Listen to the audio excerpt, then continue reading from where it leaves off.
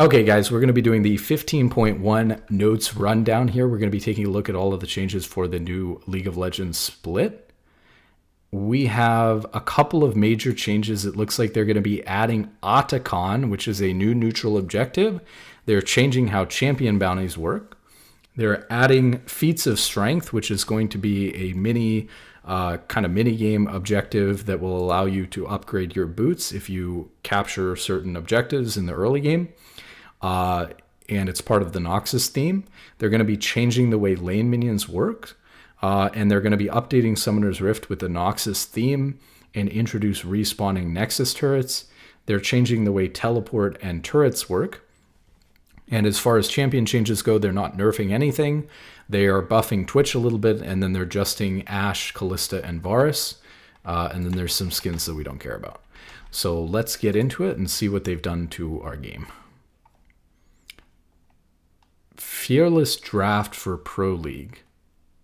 Our Tier 1 leagues around the world are moving to Fearless Draft format for the first professional split of the year.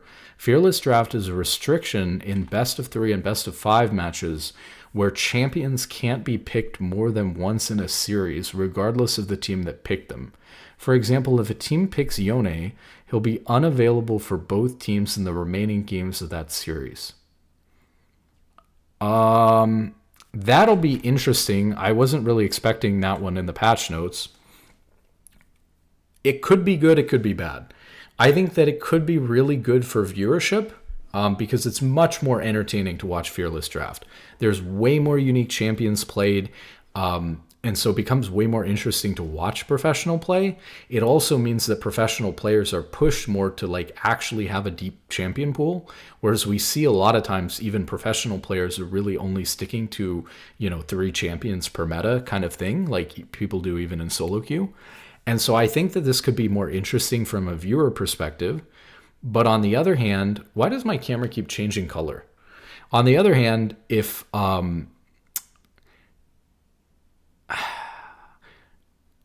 this ends up meaning that the game quality is lower because people aren't as competent on their champions, even at a professional level, it could actually be kind of bad for the highest tier quality games.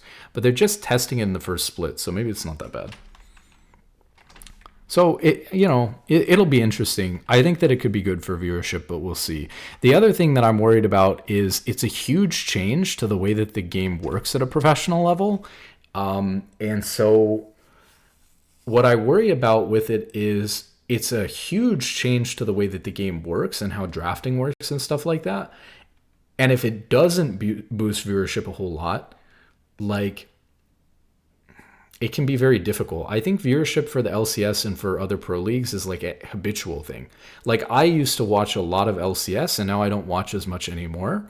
And it's partially for me, I guess, a time thing. But let's say that you used to watch LCS a lot 5 years ago. Are you going to come back to watching the LCS from not having watched it in 5 years and then continuously watch it every week because there's Fearless Draft? Some people, of course, are going to do that. But is it going to bring that many new people or old people back in versus just being different? What I worry is that the fact that there wasn't Fearless Draft in the first place, or that champions were really stale, the meta was super stale, people were playing the same champions for a whole year, that drove people away from League esports in the first place. And I don't necessarily know that those people will come back because it's been fixed. I think for a lot of those people, they've just moved on to doing other things. And now it's so not a habit for them to watch that or do that as part of their life that maybe it won't bring people back. So that's basically what I'm saying, is that I'm worried that if they drastically shake up the the way that professional play works in an attempt to just bring a little bit of viewership back, and then it doesn't do much for that, I think that changing something major like that is kind of a risk. But we want to get on to what's going on with the game. Okay, so here's the map. Noxus invades the Rift. So if we open up the map, what we want to look for, the main thing I'm curious about is, are there any differences to the actual like walls and bushes and terrain, because those make a big impact. But from what I've seen before previously, pull up this picture too because it's a little bit bigger, I don't see any changes that actually change the way that it works. Like you've got the alcove here in bot and top lane that already has been existing for a while. As far as I can see, all of the walls and bushes are the same. So I don't really see anything changing other than the theme. So obviously there's not a whole lot to comment on. If they've just changed the colors and the style, I don't really think it's going to do anything. But we need to pay attention to if there is anything different about the map. I don't see it.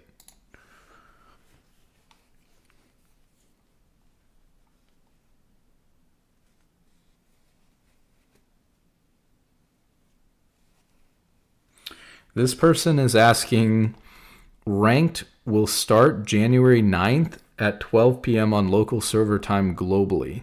During the short ranked season cooldown window, ranked queue will still be up whenever the new patch is available, but the progress won't count as per usual.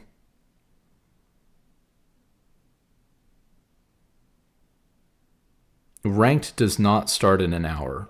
It starts at like 1 p.m. for NA. That would be like, or not 1 p.m., sorry, 12 p.m. like you said, Pacific time, which is our local server time.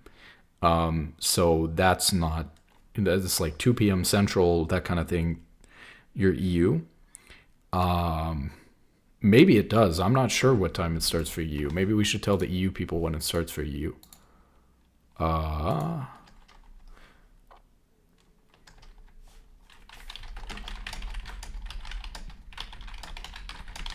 Does it really? Maybe. If the local server time for EU is 12 p.m., then maybe it starts in EU in an hour. I don't know. That's possible. It's almost 11 a.m. Yeah, probably starts in an hour for you guys then. Okay, let's see. So I don't see any changes with the map that would affect gameplay. The first thing you'll notice when loading onto the Rift this year is that we brought you to Noxus as a part of seasons. We want to make sure that you're connected to the theme of the connection to the theme of each season doesn't end as soon as you hit the play button. We wanted to take advantage of League's deep well of stories and lore to carry the immersion into the Rift and League's gameplay. We crafted these map visual updates with an emphasis on maintaining competitive integrity. So whether you're at home or playing on the professional stage, you can still expect a fair playing field. So this is one thing that I'm really worried about with a map like this is, are the colors going to be a problem? Because they've been really conscious over the years with Summoner's Rift of like making sure that the map is a very neutral color compared to abilities. Like they design ability colors around the color that the map is. And so now that like the river is not where important team fights are happening, and it looks like part of the jungle isn't, like this quadrant and this quadrant aren't, but this quadrant is orange and this quadrant is orange. I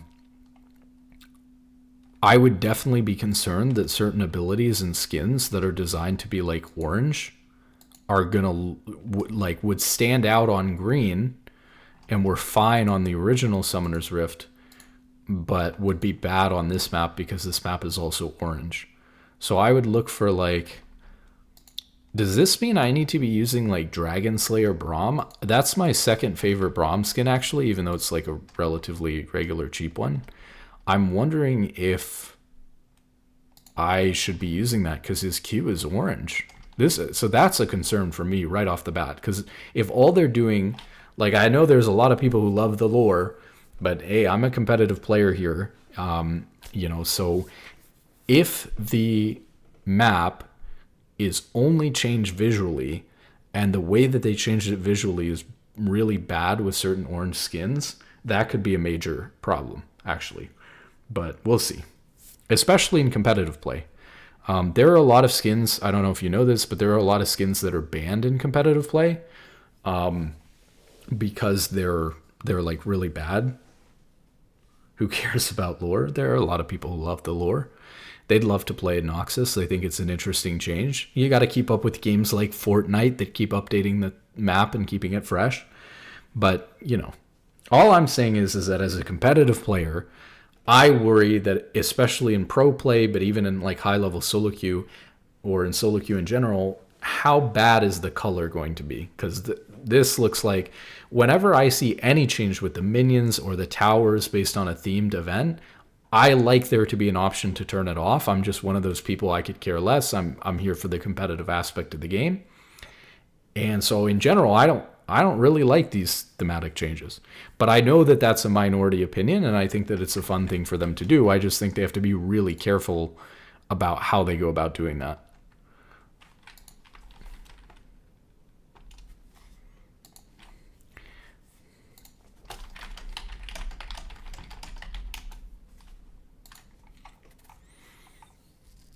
So I don't know, but I mean, they are acknowledging it here. So hopefully but I mean, did Riot really test every single skin to see how it would look on the map? They did not.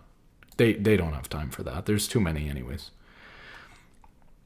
Let's see. Noxus has taken over pretty much all aspects of the Rift. Minions, turrets, even the shopkeepers will now be repping Noxus in some way. See, this is the other thing, is not just the skins and the abilities and the visual clarity for the game, also the comfort. Like, everyone knows that like high level players are pretty autistic, right? So like when it comes to your mouse, your keyboard, your setup, everything like that, right? In game, it's the same way. Luckily, I play support and I don't have to CS, right? But if the minion looks different, I imagine there are some AD carry players out there who get a little bit frustrated that the minions look different. Is Dopa like that? Oh, I didn't know.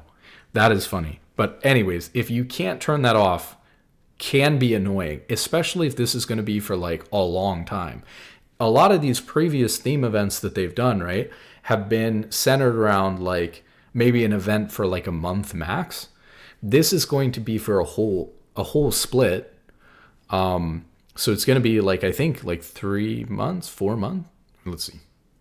Yeah, 4 months. Because if they're still saying they're doing 3 splits, even though there's only one ranked reset. So each split is going to have a different theme. So I think it's going to be 4 months of the Noxus theme, then they'll move on to another one.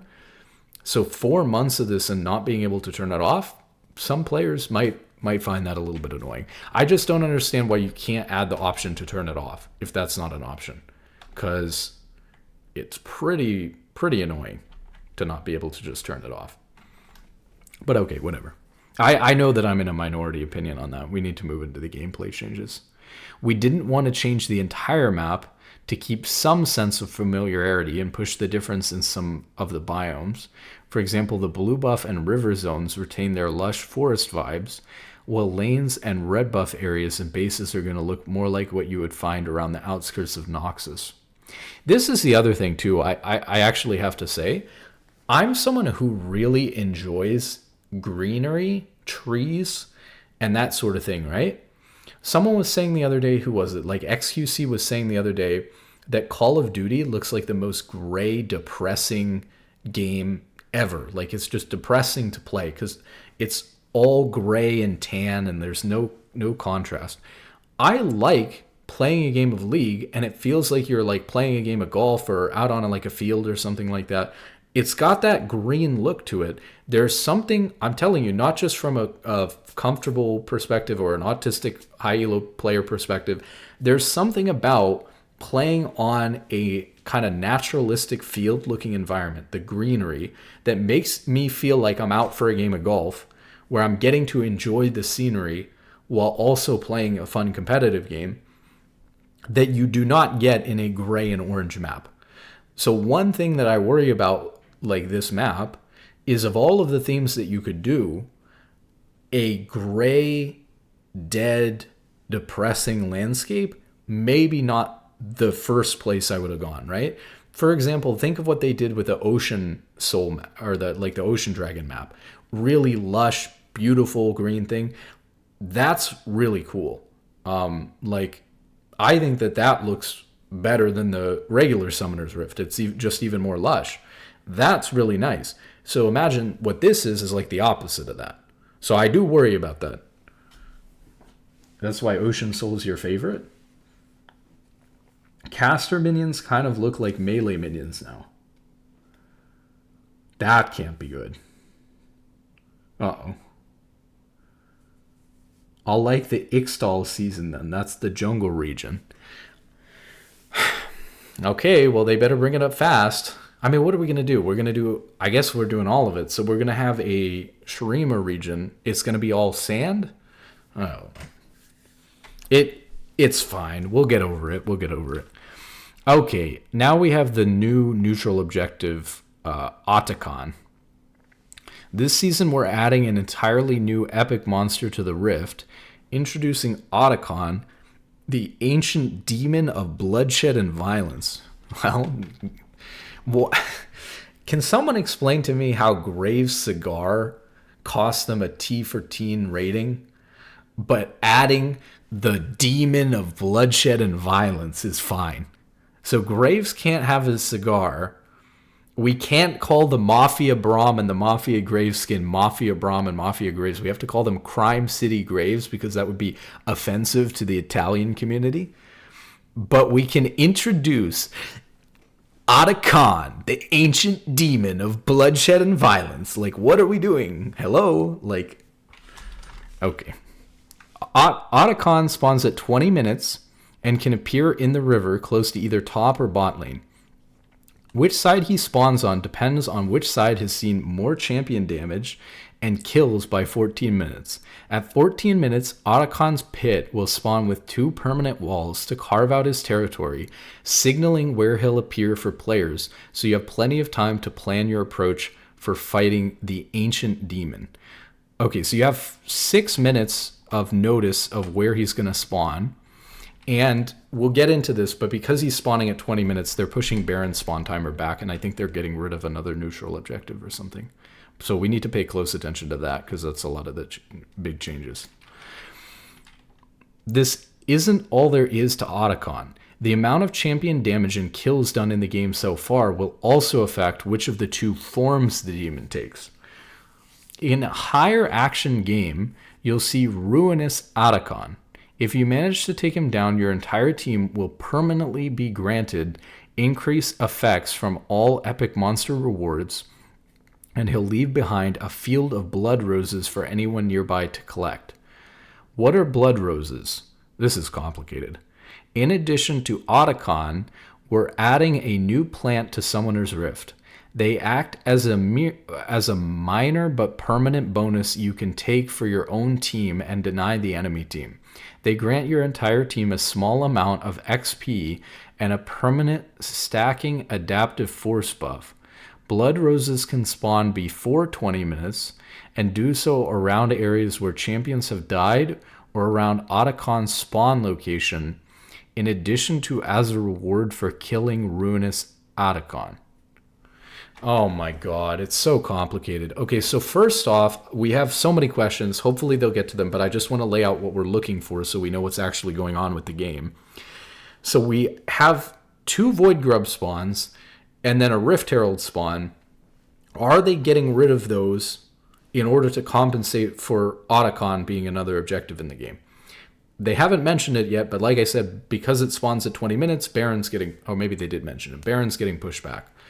I'm already confused. So he has 2 forms. One form's going to give your team extra buffs from like Baron and Grubs if they're still in the game, or Rift Herald if it's still in the game, and from Dragons. And it's also going to spawn the Blood Roses. I'm already confused about the Blood Roses. It says that you can deny from the enemy team, but I thought the whole point was that if you get it, then you can get the Blood Roses. So why would the other team be able to... Maybe the other team can only deny you the Blood Roses, but they can't get them themselves if they didn't get it. And then he has a second form, so there's kind of a second thing to consider. And which side of the map he spawns on, and whether he's this Blood Rose form or whether he's the other form, depends on how much damage and how many kills there were in the game and on what side of the map. Okay. So those are the questions I have already. Back to Atakhan's other form. In a lower action game, you'll see Ferocious Atakhan, and if you manage to take him down, your entire team will be granted a temporary one-time death mitigation buff, similar to Guardian Angel, except you'll also teleport back to base, and a permanent increase to gold from champion takedowns, which should help give teams that extra push to take that team fight.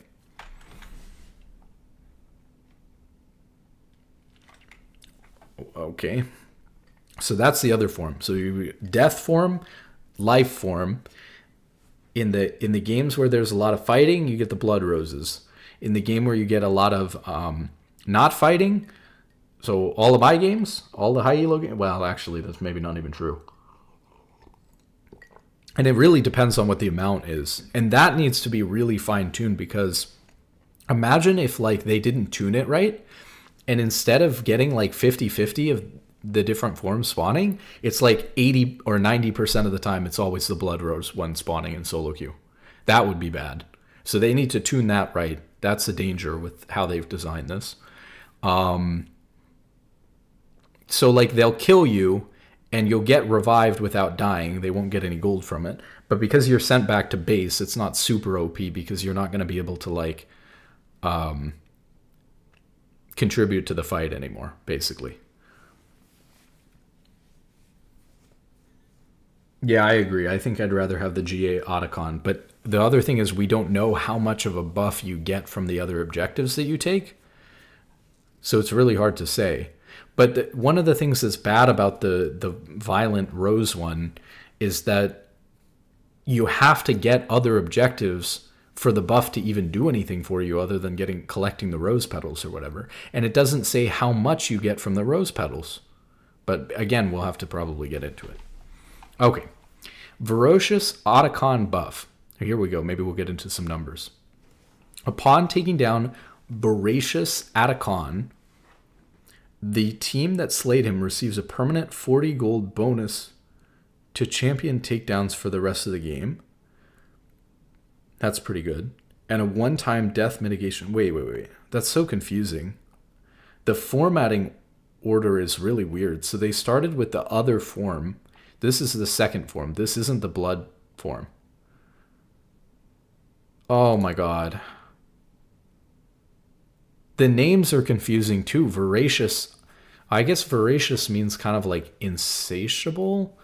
But what, like, these names are not clear at all. I'm just going to call them for clarity the violent one and the peaceful one, okay? The peaceful one gives you the GA and sends you back to base when there's not a whole lot of fighting in the game. The violent one is the one that comes when there's lots of fighting and killing, gives you the blood rose petals and the buffs from objectives. What's weird, though, is that, like, ruinous versus voracious. I mean, am I not understanding what voracious means?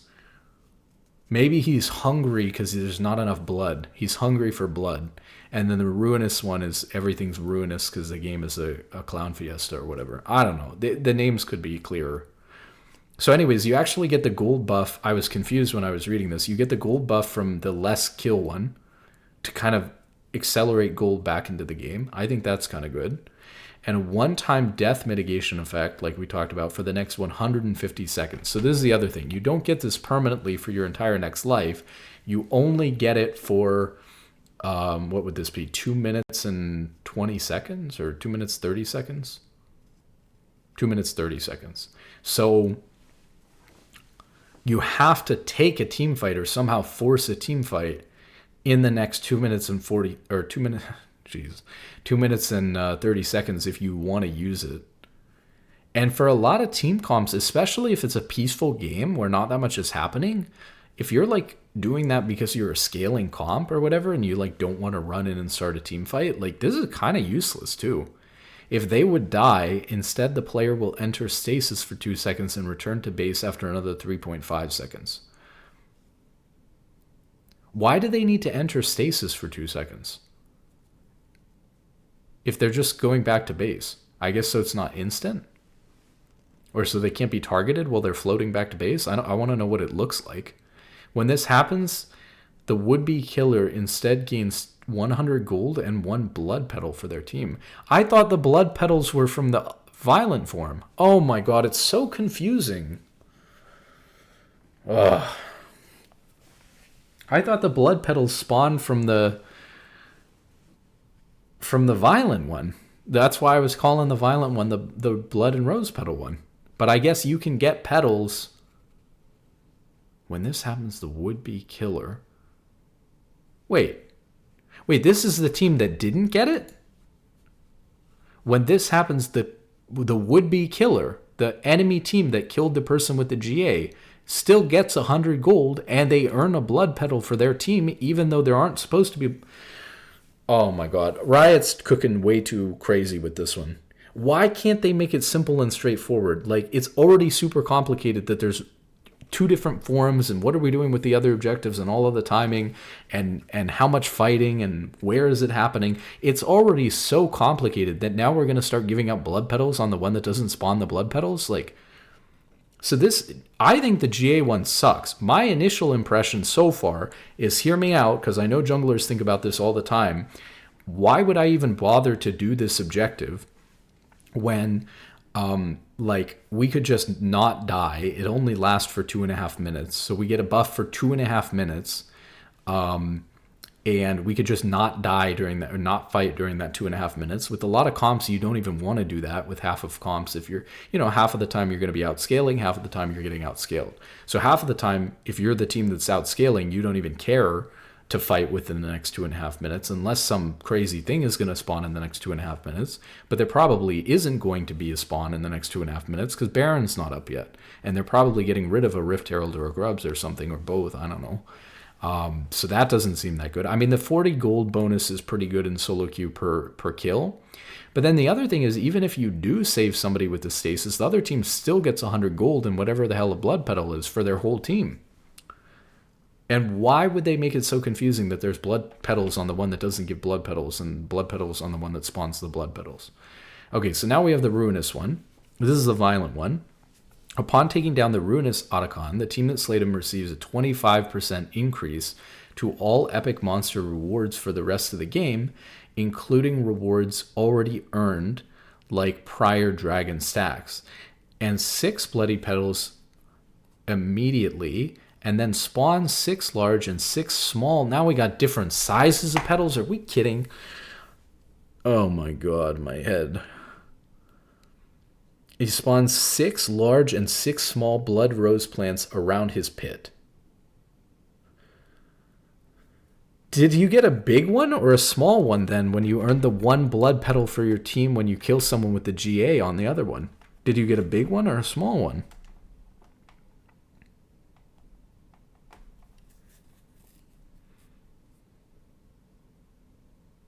Tower dive? Yeah, you could tower dive with the GA one. That's a good use of it, I suppose.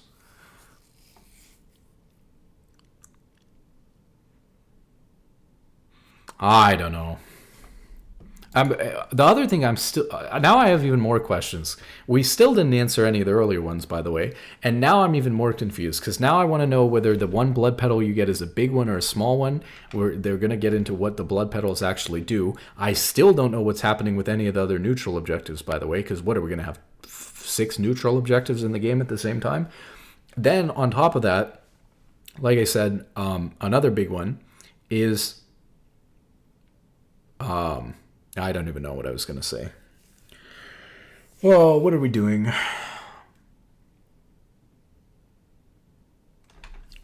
Oh, what is the 25% increase to Baron or to Rift Herald? What does that mean?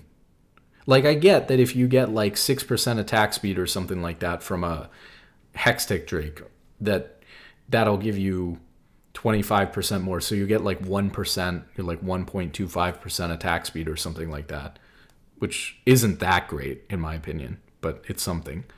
But what do you get from Baron? Does it last 25% longer? Like, what does that mean? Why don't they say what anything means? And then they get into respawning Nexus, they don't even say. Oh man. 25% more HP, damage, charge, knock up on Herald? Why? Ugh. Where is that? Can we see it? Like, I don't know. Okay, each petal gives the players that picked it up 25 XP, increasing by up to 100% based on their KDA, with a lower KDA offering more experience. What? Oops, I almost closed the client. And 1 to 0.33 adaptive force. Petals can be gained primarily through hitting a blood rose. A large one drops 3 petals, while a small one drops 1. Okay, so the petals are the same.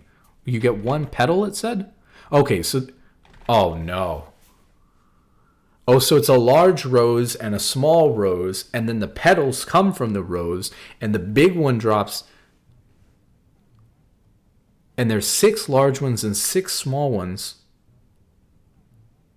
that spawn around the ruinous Atakhan. And then the big one drops 3 petals to pick up, and the small one drops 1. And you want your worst player to pick them all up for the team. Or not. Wait.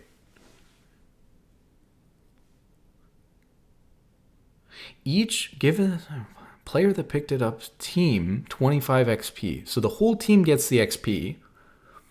And you want the player with the worst KDA to pick up all the petals, because if they pick up all the petals, everyone on your team gets more XP.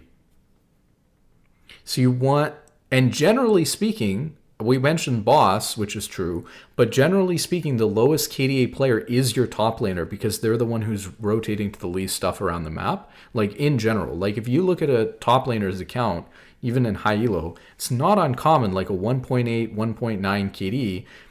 A good top laner, of course, might have higher if their, their play style warrants it, or you have people like boss who have even worse. But I'm serious, there are like a lot of good top laners, solid top laners, who have like a 1.9 or a 2 KD or something like that. That's pretty normal for top laners. All the other roles should have a better KD than that if they're doing well. I think it's so weird to base anything off of KDA, though. It's so, it's not that big of a deal, but it's so contradictory to how you want to run the game, because you don't want strategies like that where people are playing around with KDA and stuff like that. But yes, it means that it's actually better for your top laner, because they're likely to have the lowest KDA and the one that needs to impact the least anyways. Better for your top laner to have a lower KDA and pick up the petals. Well, just for the petals. It's not actually better in general. It's kind of a bait. Don't play around that. Don't try to get a lower KD for the petals. It's a tiny amount of XP. It's 25 XP for everyone on the team. I guess there's multiple petals, but do you really want to get like 100 XP for your team instead of 50 because by having a score line of 0-12-0 or something like that? I don't think so. Anyways, this is all too much. They overcomplicate it way too much. I can't imagine, I have 10 questions. I can't imagine what an Iron player... what is Kadeem going to do? He's not going to know what a petal is. By the time Kadeem finds out what a petal is, it'll be gone. Anyways. With Atakhan, we wanted to create an important gameplay objective that allows players to participate more in shaping the story unique to each game on Summoner's Rift. Both teams' actions and their choices to fight or not, and where they do, will determine Atakhan's location and form. Our goal is for this to ultimately let players actively create more variation to each game. Well, if you create some system this complicated, it's sure going to add a lot of variation, because, this is going to go all kinds of different ways. As a minor side note, what about all the major stuff they skipped? As a minor side note, in order to make room for the Atakhan, this was a minor side note. This was my first question. Rift Herald's spawn time has been pushed back to 16 minutes, so Rift Herald's still in. And Baron Nashor's spawn time has been pushed back to 25 minutes. We don't want games to last longer than they do today, and we'd make changes if we see that that's the case. Typically, teams aren't taking Baron at 20 minutes when they spawn, so we think there's room to add another powerful mid-game objective that is more realistically claimable in Atakhan. So they're not getting rid of Grubs, they're not getting rid of Rift Herald, they're not getting rid of Baron, they're just pushing the spawn timer back. So we have like a million questions. Okay, so they answered one. We don't know. What is it that we don't know? We don't know how many kills or damage tilts it one way or another towards which one is spawning or which side it's spawning on. Well, I guess we know which side, and whatever side has more fighting or damage. Actually, we don't know the answer to that either, because it's not just damage but kills. So let's say kills is worth more than just raw damage. So maybe in bot lane you do 1,000 damage but have 5 kills, and in top lane you do like 1,000 or 900 damage, so you have less damage but you have more kills. You have 6 kills or something like that. Or is it going to spawn top lane or is it going to spawn bot lane? We have no idea. So we don't know what side it's spawning on. We don't know how. We don't know why it's spawning where or which version is spawning. What else do we not know about it? Everything? Yeah, everything. We'll figure it out in the 1 hour preseason, I guess. Yikes. I had a list of questions. I just forget because I managed to clinch GM with 2 LP and now it's 4 in the morning. So I'm completely beat. But I don't think it's just because I'm tired. I'm pretty sure Riot's trolling again. Is it just me or is Riot trolling again? Do we have any idea what's going on? No, nobody has any idea. Okay. Respawning Nexus turrets. Wonderful. We don't want the game to go on longer, but we definitely want the Nexus turrets to respawn.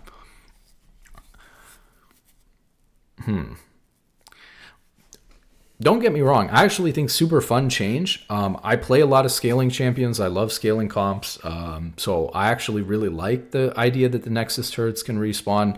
I think that it's bad that you definitely get into a state, like if 3 inhibs are down and your Nexus turrets are gone, it's really impossible to win the game. It's like 99-1.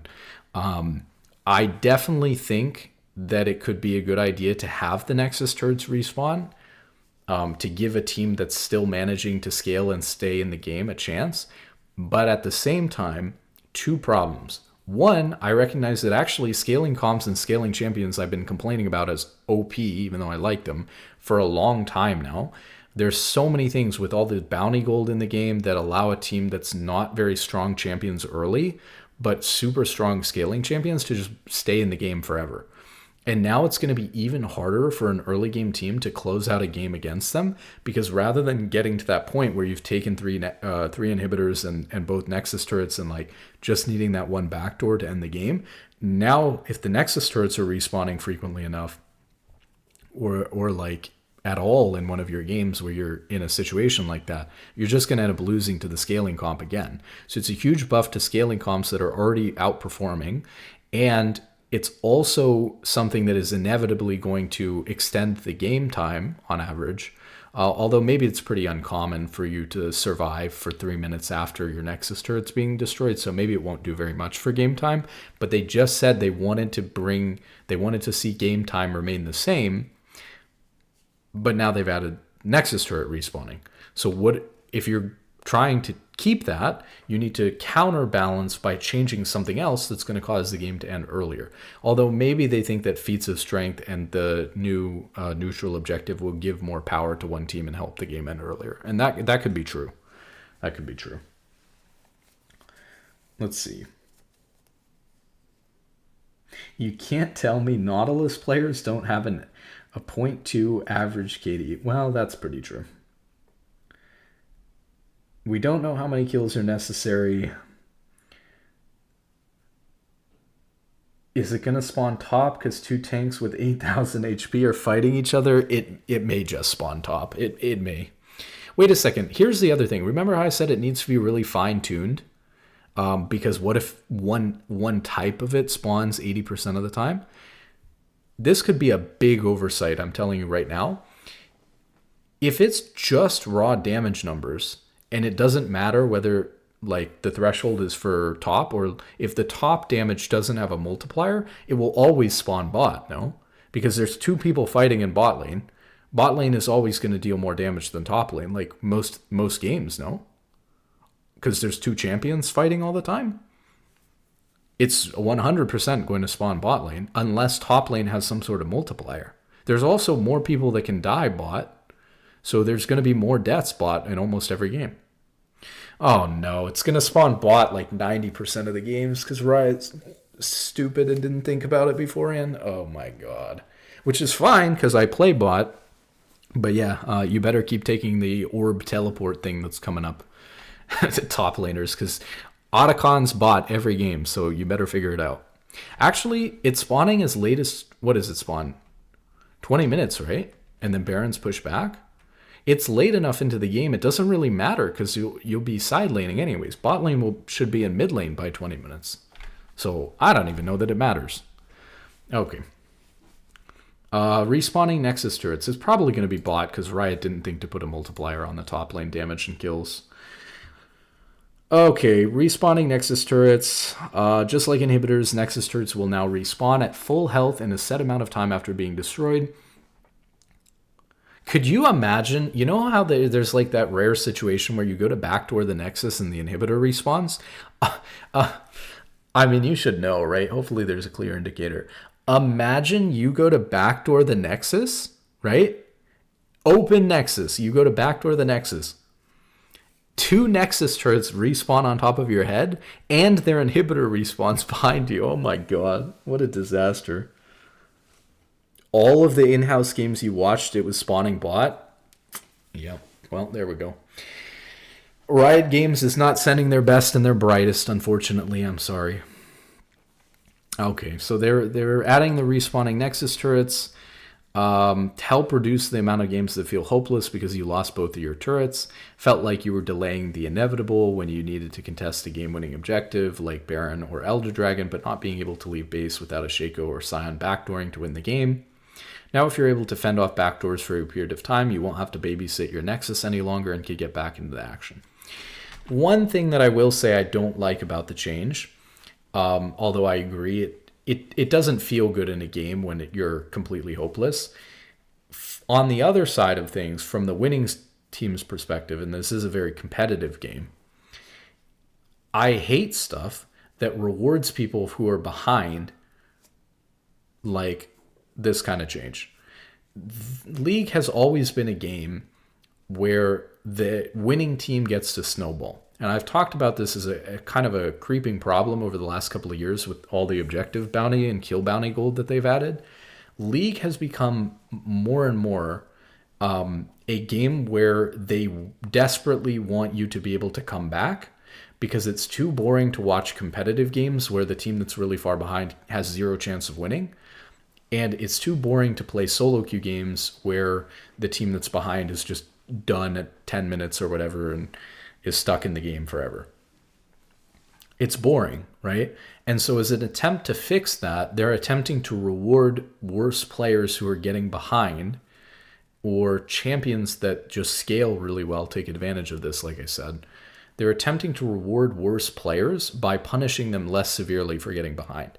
It's the rebound XP in the jungle, it's the champion bounties, it's the respawning Nexus turrets, it's the objective bounties, it's adding so many objectives into the game on so many sides of the map that every time the winning team takes a dragon, the other team gets a grubs, or every time the winning team gets a grubs, the enemy team gets a dragon, or somebody gets a rift while somebody gets a dragon.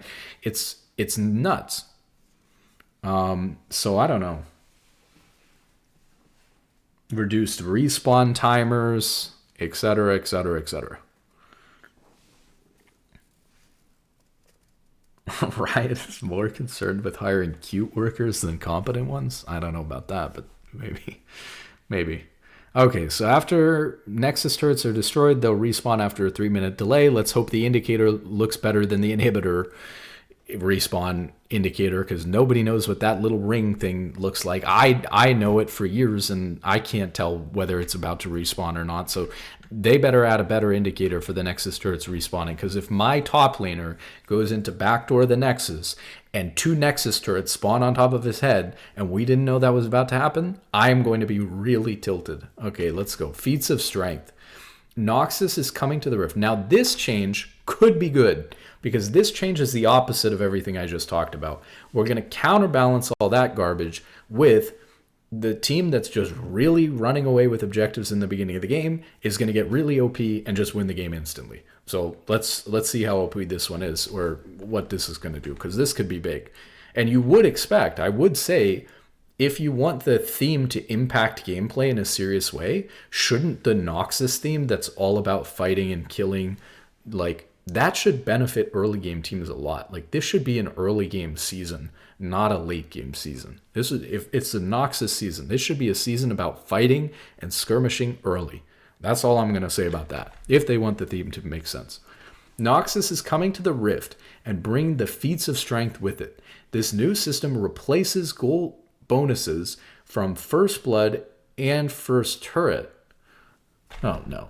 We haven't even gotten to what Feats of Strength is, and they've already taken out even more stuff, like I just said, that benefits the team that's playing well, winning their lane and getting ahead.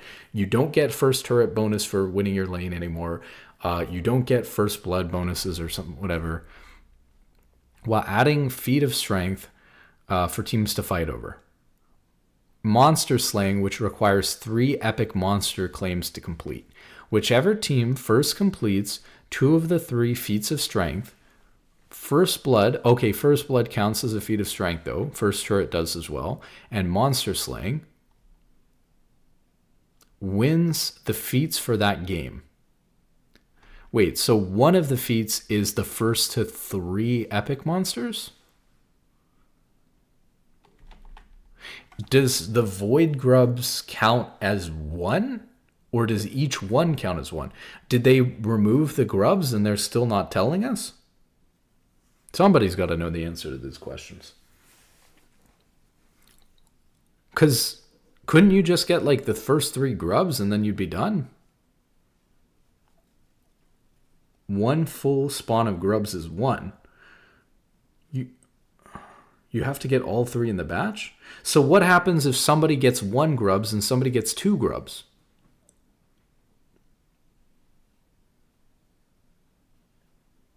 Oh my goodness. Doesn't count.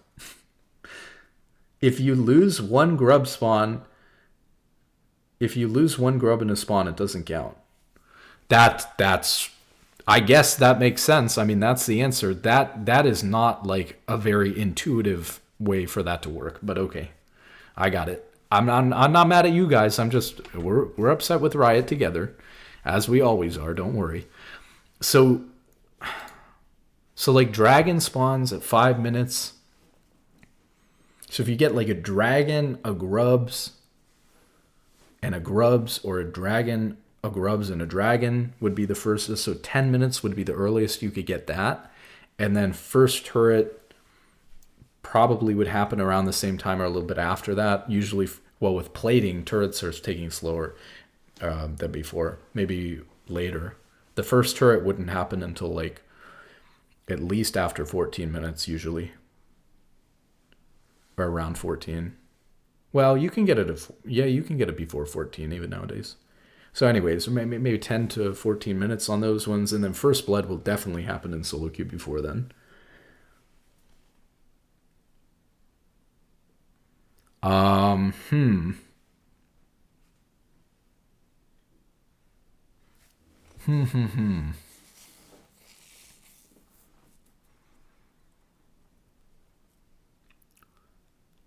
So probably on average, give or take, around 14 minutes, one team is going to complete either getting a couple of dragons and grubs, or you only have to get 2. So maybe the easiest one is First Blood. First Blood's the easiest one to get. It requires the least amount of work. It's the one that will come first in the game. So you want First Blood. First Blood becomes more important, depending on how important the boots buff is, which sounds like it's really important.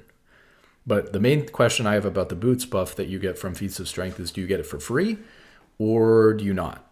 And then the other thing is, for me, I actually don't like building tier 2 boots. So what does that mean? Do I just not get anything, so I have to build tier 2 boots now, or what? So those are questions I have. But anyways, we're getting there. So you get First Blood. Giving First Blood is particularly bad now.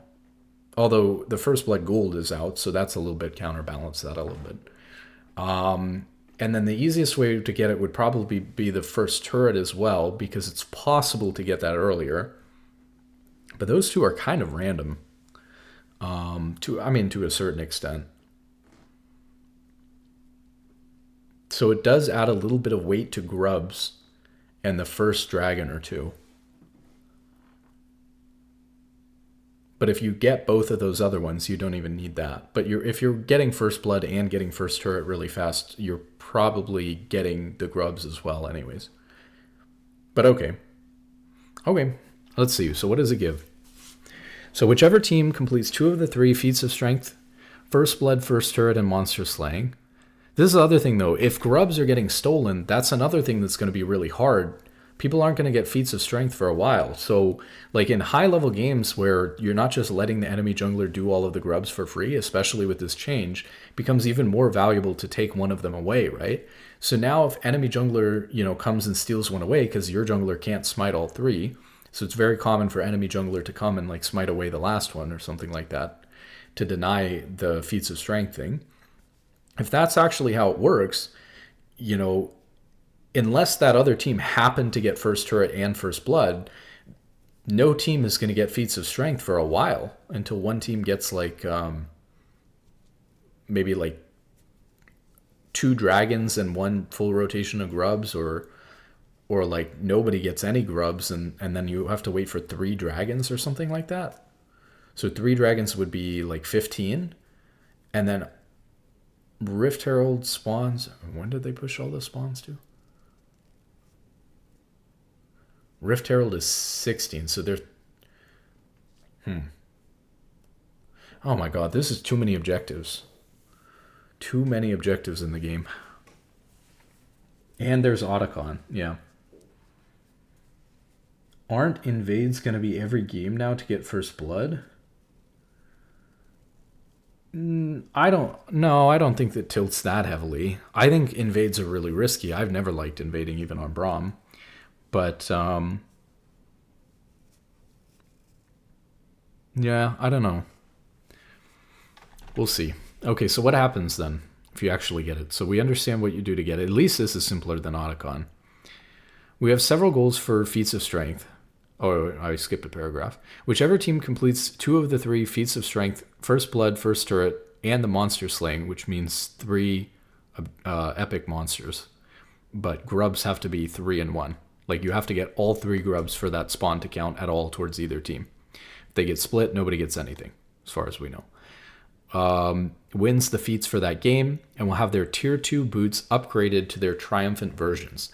Later in the game, the feat winning team will also have the opportunity to upgrade their tier 2 boots to tier 3 boots by spending gold. So this was the main question I had. Do you have to pay for it? You do have to pay for it. So what do you, like, is it worth paying for it? What's the cost? Because I've seen what the buffs are and they look nice, but it depends on how much gold you're paying for it. In order to do so, they must have at least 2 legendary items in their inventory. What?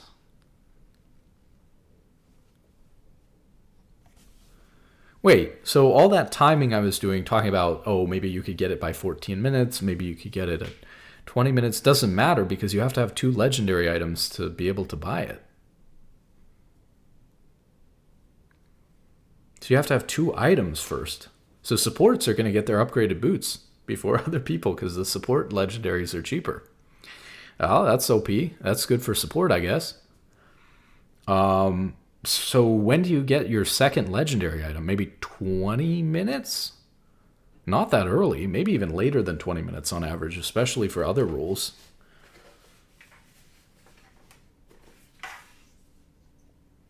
They wanted a reward that didn't increase snowballing? Maybe I don't get it, but I kind of thought the whole point of Feats of Strength and focusing on these early game objectives would be to encourage fighting and snowballing early in the Noxian season about fighting and snowballing. But again, maybe I don't get the vision. I don't get it. Let's see. Okay, so you're not going to get it until you get 2 legendary items. Should junglers be going back to building Knight's Vow again? Knight's Vow is better than it was when they were building it. Your brain is fried? Yeah. Look, trust me, I'm trying to make a video about this and my brain is completely fried, so I have no idea what's going on. With proper CS, 2 items is like 18 minutes. Is it really? That's nice. Okay, so like maybe 18, 20 minutes. Longer for lower ranks, I suppose. Except maybe not, because they get all that kill gold. Okay, so you can't... So you get it, you maybe win it at 10 minutes if you've gotten first blood and the teleport thing, but you don't get to use it until maybe 18, 20 minutes. And again, the game is kind of decided by that point anyways. So people who are overplaying into playing for Feats of Strength, a lot of solo queue games are over, or the team that's winning has been pretty clearly decided. Not always, but in a lot of games, right, by 20, 21, 22 minutes, a lot of times the game is kind of decided. So, you know, whenever we see like runes and stuff like that, they give you some sort of buff at like even 10 minutes, it sucks. I mean, it can be fine if it gives you a big buff, but if this isn't giving you anything until 20 minutes in the game or so, that's a long time to wait to get anything. So, you know, I don't think that that's that great. And you don't get it for free, you have to pay for it. So then there's the question of, is the boots upgrade even worth it compared to the, you know, what you could get with your other items? Because you can have synergy with your other items, right? Where you'll combine like a locket and a redemption, for example, on support, and the healing and shielding power from the redemption boosts your locket, or, you know, you get a moonstone in a locket and things like that. Or, you know, you get these combinations of items that are stronger together than they are individually. And so it can be really good to chain those together in a build. Like 3 items is really nice, or crit items on AD carry. Every role has this. So because you have synergy between your items, building an item that is kind of generic and not necessarily going to have a passive that helps any of your other items isn't that good.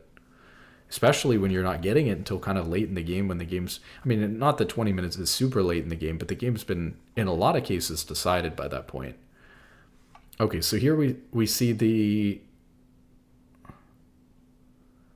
Triumphant boot upgrades are free. Oh, okay. And are immediately granted to any tier 2 boots, but you have to have tier 2 boots. And like I said, I actually leave my boots on tier 1 a lot on Braum, until I'm finished with 2 items, actually. Tier 2 boots of the team that won feats. If you don't have tier 2 boots yet, you'll receive the upgrade straight out of the shop.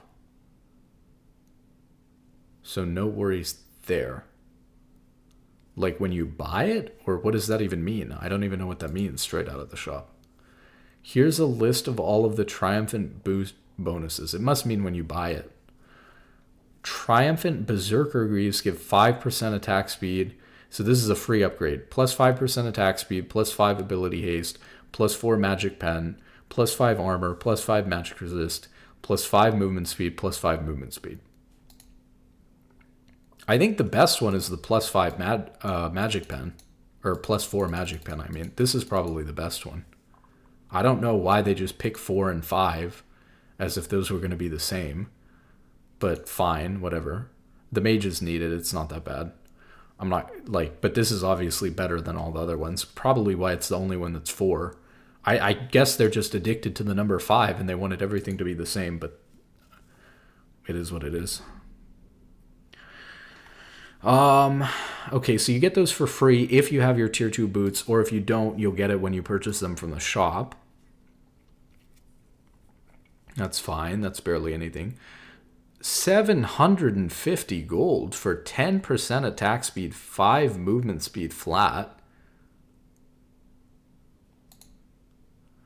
Upon attacking a champion, gain 15% if you're a melee champion, or 10% if you're a ranged champion, movement speed decaying over 2 seconds. What is the cooldown? Is it every time you auto attack someone? Oh, it decays over... Is it? Do you refresh it every time you auto attack someone? They never say these things. Oh, Riot. So this, if it has no cooldown and it just decays over 2 seconds and you refresh it every time you hit somebody, every auto, that's really nice. That is really, really nice. I mean, we think about it, the 10% attack speed, a dagger is 250 gold. So you're getting 250 gold worth of value there. So you're bringing the cost down to effectively, like, although it's not applying towards another legendary item with the passive. So, but, you know, we're bringing the cost down to 500. 5 movement speed. I don't know what 5 movement speed is worth, but, you know, it's worth a decent chunk. It was nice on 80 carry. Would you pay, like, let's say 300 or 400 gold for... I mean, we could look up the gold value of movement speed. I have no idea. Let me see here. Movement speed. It says movement speed is worth 12 gold per movement speed. So 5 would be worth 60. Not very much. So instead of 500, it would be... The stats that you get are worth 440, or the opposite. You're paying 440 for the passive. And then the 750 gold is not going into an item that gives you a different passive. 10% movement speed. I mean, it's worth it. It's worth it, but it's not outstanding. It'll feel really nice. This is one of those things. People go off of items by how they feel. It feels really nice to get 10% movement speed as an 80 carry, plus the 5 movement speed, but it feels really nice to get 10% movement speed every auto attack, right? But if we just think about it, like compare it to some other items or something like that, like, where are the items here? Like Zeal. Let's look at like Zeal. Zeal gives you what? 4% movement speed? That's not that much. I guess it's kind of disingenuous to compare it to Aether Wisp because you're never going to build this item on 80 carry. This is also only 4%. They did nerf these items. 10%. This item gives you 15% attack speed and 15% crit. It's definitely better than Zeal, I think, gold-wise. Yeah, 10% is a lot. That's pretty good. So it'll feel really good. It probably is pretty decent. I would definitely pay 440 gold or whatever it was, something like that. Would I pay 440 gold for 10% movement speed every auto? Yeah, for sure. That seems really good on Ashe too, and aren't they buffing Ashe a lot? Because, like, you know, champions that love movement speed on 80 carry are actually particularly strong right now. Like Ashe, Jhin both love movement speed. Even hyper carries like Jinx loves having movement speed like that to keep in range of people and that sort of thing and be able to kite. I mean, all 80 carries love it, but the champions that are really good right now love it too. So that's pretty decent. Okay, the definitely worth buying, obviously, if you get it. How much of a reward is it, though? That's kind of the problem. Is like, it doesn't just need to be worth the 750 gold or worth putting 750 gold into an upgrade on your boots instead of your next item. It needs to be like worth more gold than 750 because it's supposed to also represent your team's first turret gold, your team's first blood gold, and a reward for getting those objectives. But and how does this work? I'm assuming... Oh, yeah, it says... no, it doesn't mention. How does the Berserker Greaves upgrade work with Zephyr? Does Zephyr get to keep all of this extra stuff? Or is Zephyr just, like, yoinking... Is this, like, the same as Zephyr, and they're just yoinking it to... You get it a little bit earlier, but then you don't get much from Zephyr?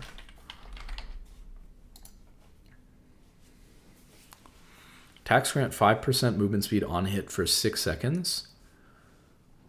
Up to 15%, like the wind. I have no idea. They don't say.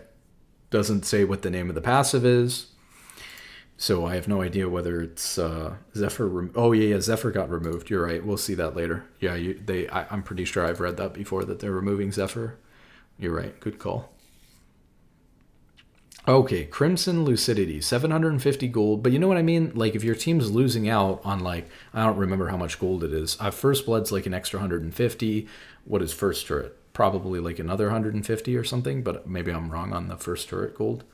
I mean, if your team's losing out on 300 gold across your 5 people, they need to be like 50 gold extra value, no, to like maintain the same power as before. Plus, you're supposed to be getting rewarded for like focusing those objectives, or like causing that aggression and that good stuff to happen in the early game for your team. So it should be even more than that. I just think that this is like good value for the gold. But like I said, when you're talking about 750 gold is a lot. It's like a third of an item that you're not putting into an actual item. And I just think boots can be a little bit overrated on certain champions. Like if you don't need the movement speed, and we're talking about 80 carries love movement speed.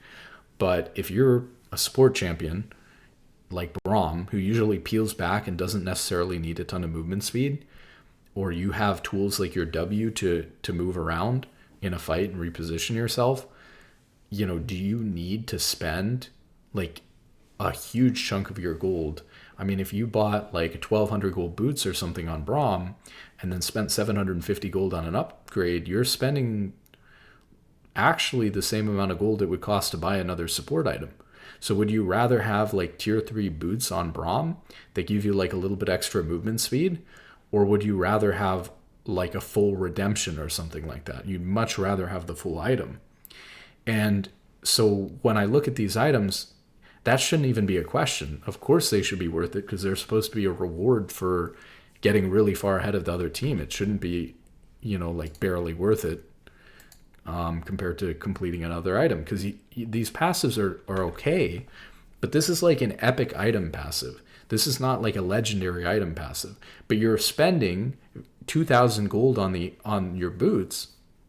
If you buy 1,250 gold boots, that puts you at 2,000 gold on the item.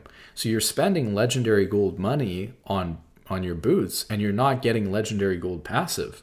So I'm wondering, like, would you rather spend 2,000 gold, especially on support where that actually gets you a full item? Maybe that only gets you 2/3 of the way to an item on mid or 80 carry or something, but is it worth spending and dumping, 2/3 of an item or all of an item, 2,000 gold into boots? Is that worth it compared to like being almost done with a whole nother item? I don't know that it is worth it at all. And this is your reward, right? Like that just kind of sucks. But I don't know. That's just me.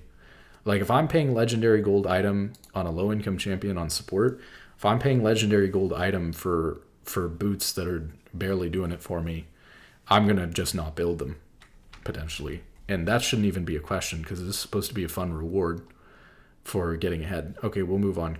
The Lucidity boots, 750 gold, you get 10 haste, 5 movement speed. Upon dealing damage to upon damaging an enemy with the spell, using a summoner spell, or buffing an ally with the spell, gain 10% movement speed for 4 seconds, 8% for ranged. So this is like the same thing as this, except instead of auto-attacking a champion, it's damaging them with a spell or buffing an ally. That's fine. That actually is not that great on some champions. I would argue that for some champions love this, it's totally fine. I think that for a lot of champions, like enchanters, and hear me out on this one, this is worse than the Berserker Greaves one. Because if you're playing an enchanter correctly, you do not need 10% movement speed for shielding an ally. It just doesn't do anything for you. You shouldn't be getting hit.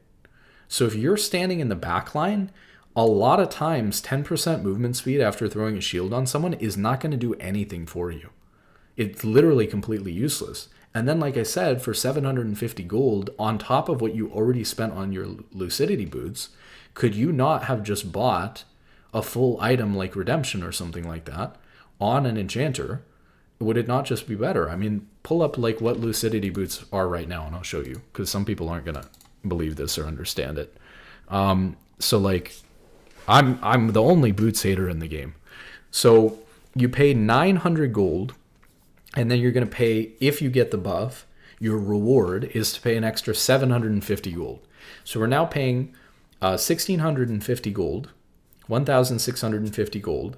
We get 10 ability haste, 45 movement speed, 10 summoner spell haste, and then we got from the patch notes here, we're also getting another 10 ability haste. Oh, I hate that I have to go back and forth. Let me pull up Lucidity Boots on the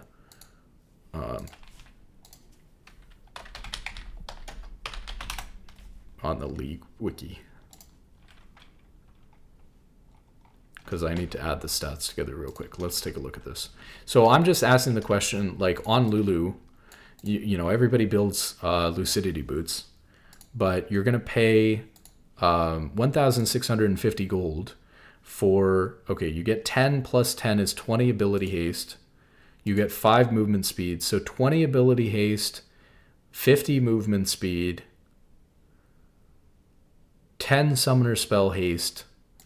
And when you heal, or let's see, when you use a summoner spell or buff an ally with the spell or damage an enemy with the spell, you get 10% movement speed if you're a melee champion. But for most enchanters, we're talking about like you're going to get 8% movement speed because you're ranged for 4 seconds. I'm assuming with the cooldown just being you using an ability or that summoner spell or whatever again. So I know a lot of people use movement speed as a crutch, but on an enchanter, you should be playing perma backline maximum range behind your AD carry of your shield or behind your team. So, I mean, if your AD carry's front, you know, like inting in the front of the fight, you don't need to be right behind your AD carry. But if you're playing an enchanter properly, that's what you get for 1,650 gold. For like 2,200 gold or something, so it's a little bit more to be fair, you get redemption. Or it's 2,300, my bad. You know, you get like Arden or you get redemption. This item is giving 200 health, 5 less ability haste, 100% base mana regen, increasing your healing and shielding by 10%, and its active is going to, at like level 9 in the mid game, give like 300 health to every champion on your team you hit with it, and deal 10% max HP true damage to any enemy champion in it. And you can use it while you're dead. And this is like 700 gold more expensive than the tier 3 boots that you get as a reward. So you lose 50 movement speed, you lose 5 ability haste, you lose the movement speed bonus that you get from, you know, speeding the people or speeding yourself up when you shield.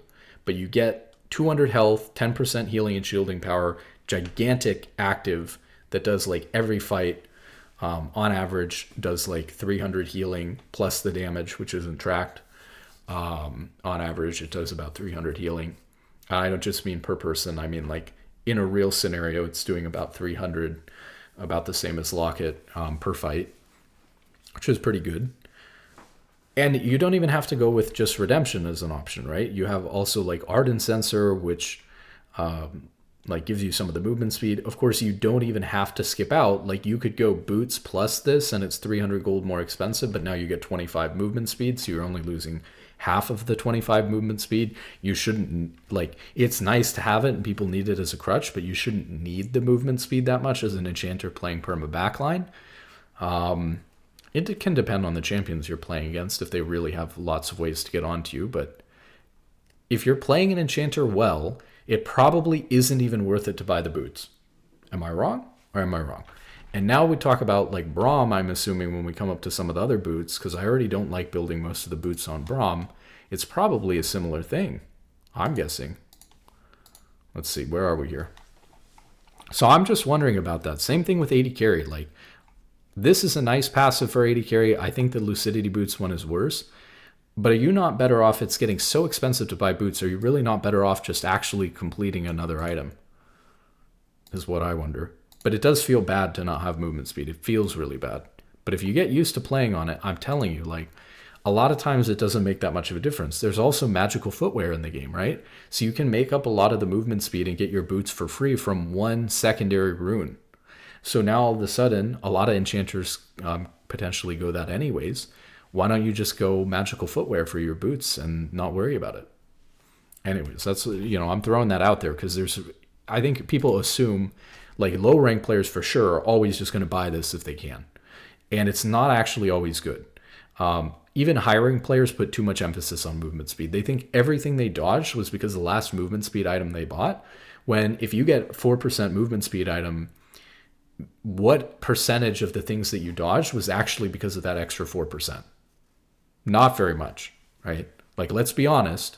What does the 4% movement speed actually translate into? Even recognizing that it is really important on AD carries to protect their HP and to bait enemy abilities out, you really don't get that much value from it. Because if you've already got 400 movement speed and you get 4%, and so that's giving you 16 movement speed, how many more abilities, how much damage did you mitigate by dodging because you had 416 movement speed instead of 400? Not a lot, right? Not a lot. But I don't know. So that's all I'm saying. There's also DPS too. Like if you can stay in range, especially on hyper carries like Jinx, like we talked about, champion like Ashe, you can use that to help with kiting and chasing people down. Obviously, these things can be very valuable, and I think the Berserker Greaves one is pretty decent. But there's definitely some champions that should think twice about dumping an entire item worth of gold into their boots.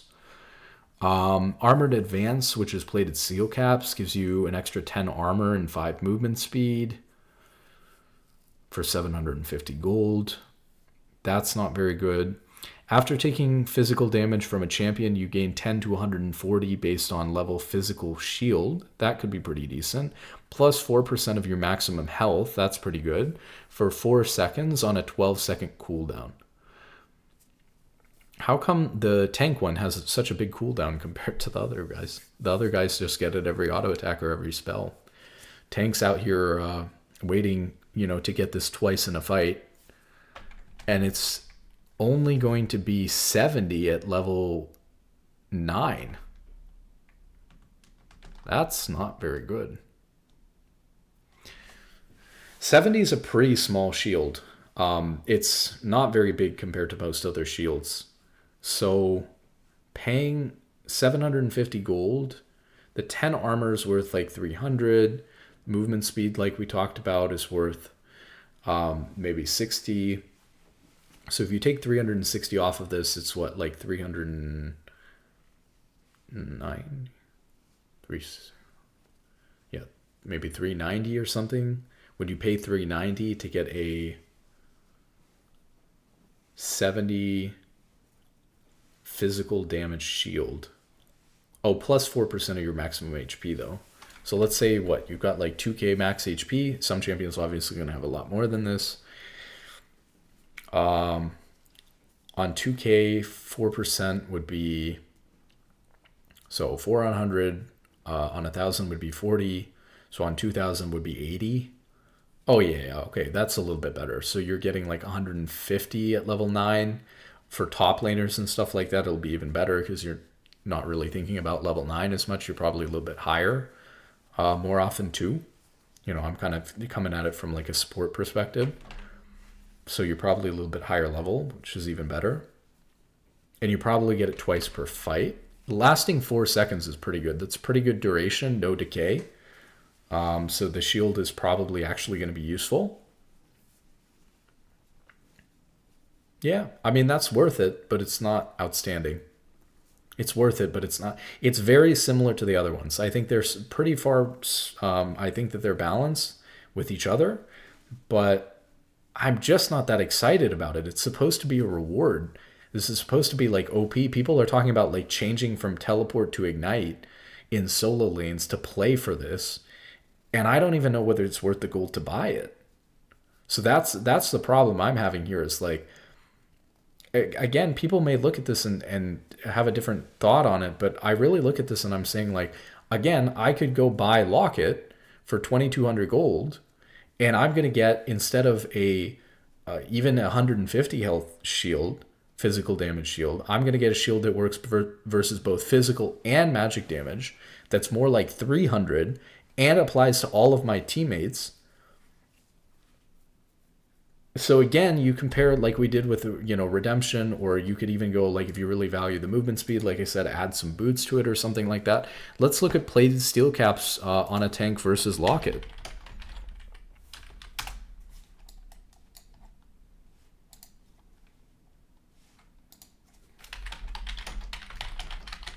Let me pull these up real quick. So take a look at this. Just some food for thought here. So plated steel caps, normally you get 25 armor and 45 movement speed. And then it's passive, which reduces the incoming damage from basic attacks, excluding turrets, by 12%. So you're also going to get the cost from 1,200 to another 750. So you're going to be paying 1,950, nearly 2,000 gold. You're going to get 35 armor instead of 25, and you're going to get 50 movement speed instead of 45. So we're at 35 armor and 50 movement speed. With Locket, we're paying only 250 more gold, and we get 10 ability haste that we didn't get before. We get 200 health that we didn't get before. We only get 5 less armor? Maybe 10 less armor. We get 25 more magic resist. And instead of the shield that only gives us 150 physical damage shield, we get a shield that at level 9 gives more like 300 to all of our teammates, that applies to both physical and magic damage. There's no way that upgrading your plated steel caps, that's just clear as day, way worse than Locket. So if you're in a situation where you're playing a tank and nobody on your team has a Locket, and you're upgrading your plated steel caps to this tier 3 thing because you won a reward, and you're spending your 750 gold on top of your 1,200 gold on the boots, you would have been better off just having no boots and buying Locket. I mean, okay, so the one thing you do lose out on is the movement speed, like I said before. But again, you could just, instead of getting your 50 movement speed with the tier 3 upgrade, it's 45 normally, you could just buy tier 1 boots for 300 gold, and now you're paying, an extra 300 gold, but you get half the movement speed back. Or you get magical footwear, which gives you an extra 10 movement speed. So now you're getting, instead of 25, you're getting 35 movement speed. But is that right on the movement speed for magical footwear? Let me check this real quick.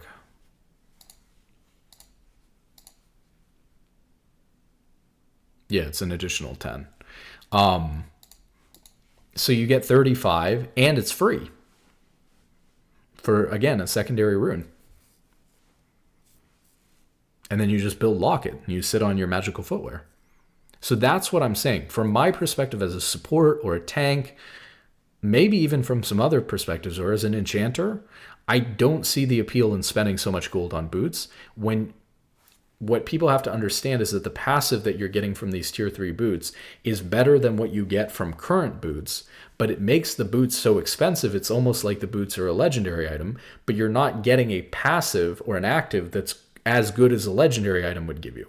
So rather than spending like 2,000 gold on your boots and the upgrade for it as a reward, it's supposed to be a reward, it should give you more value than 2,000. Instead of doing that, you spend 2,200, 2,300 on another item, and you're getting more value from the other item. And if you want a little bit of movement speed back, you just buy your tier 1 boots, you run magical footwear, whatever, and you get your tier 1 boots for free. And you just don't bother upgrading. And this is with this special upgrade. These people saying, like, I get we're just running through the numbers, it's new, but people saying, like, let's take Ignite instead of Teleport, or we need to invade to prioritize First Blood.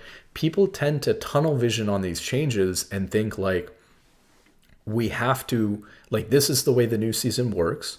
We have to adapt to the new season, which is the right mindset. But then they go too far and they tunnel vision and they say, okay, well, if First Blood is more important than it used to be, then we have to do this.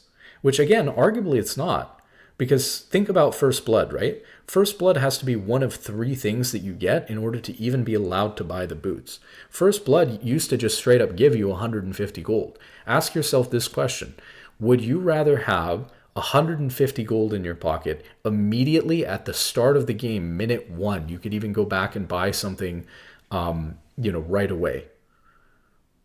Or would you rather have that extra 150 gold in terms of the value from the passive of your tier 3 boots that cost you 750 gold? Do you think, for example, that when we went through even Berserker Greaves, which was the best one we've gone through so far, do you think that that passive was not only worth the 400 gold you're paying for it, but an extra 150 gold on top of that?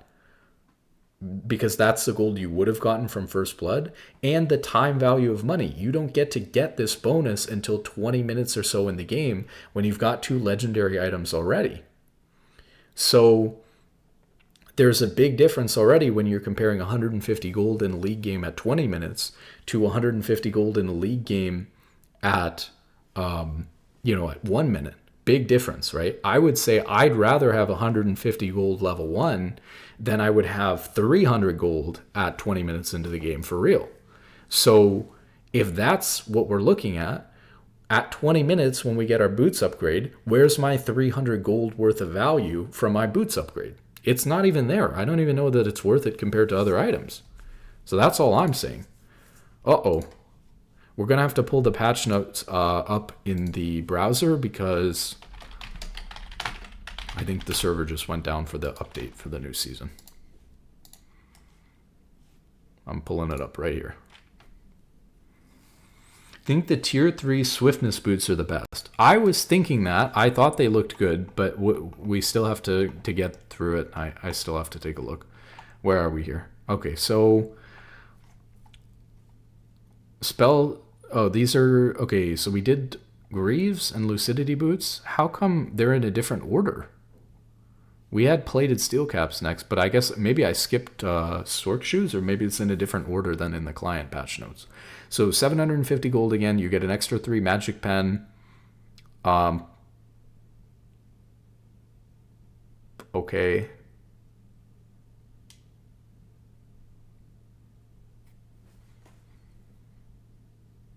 Five movement speed. 10% magic penetration. Wow. That's really good, though. That's pretty big, I think. That's pretty big. So this is big because, first off, when we talk about that value, like we were talking about before, if Void Staff or Crypt Bloom gives you, let's say, 35 or 40% magic penetration for 3 times the cost of the 750 gold upgrade, getting 10% magic penetration in addition to the flat magic pen on the item, the 3 magic pen on the 750 gold upgrade, plus the free magic pen that you get on top of that. I think it was 4 magic pen that you get for having tier 2 boots. This is a lot of magic penetration, and it can be combined. This is a big deal. Remember how I said that one of the things that's nice about other legendary items is that they're designed to go with each other and buff each other, like how Redemption and Locket make each other stronger, or how Crit and 80 and attack speed make each other stronger, or Crit build plus IE makes itself stronger. You don't get that a lot of times with these boots upgrades because they're just a one-off unique thing. Like the movement speed you get from using Lucidity boots or from Berserker Greaves. It's just a one-off thing. It doesn't really get boosted by other stuff in your build. But with this, having this 10% magic penetration, plus having other magic penetration, allowing you to build more than the traditional 40% magic penetration is really good, because traditionally you can't get 2 magic pen items in the same build. They're mutually exclusive to each other. Abyssal Mask is also now being allowed to be built as well. So imagine, let's say, like an Amumu or something like that, who could build Abyssal Mask, going Abyssal Mask, also having the Sork Pen boots, and also being able to go like Crypt Bloom or some kind of penetration item eventually. Maybe Amumu is not the best example. Even for a regular mage, being able to get all this extra flat and percentage magic penetration on top of a real penetration item is pretty big. So this is providing some decent value. So I do like how the Sork shoes look. We already went through the plated steel caps one. Chain lanced crushers, which are merc treads, are basically the same as the plated steel caps one. The only difference is that you're getting magic resist instead of armor, and you gain a magic shield for the same amount instead of an armor shield. It's the same argument, though. It's just whether you're building, versus AD or versus magic as a tank. But it's the same argument that going an item like Locket or even, some other tank item, obviously that's from a support's perspective, but even going some other item, still potentially a lot better.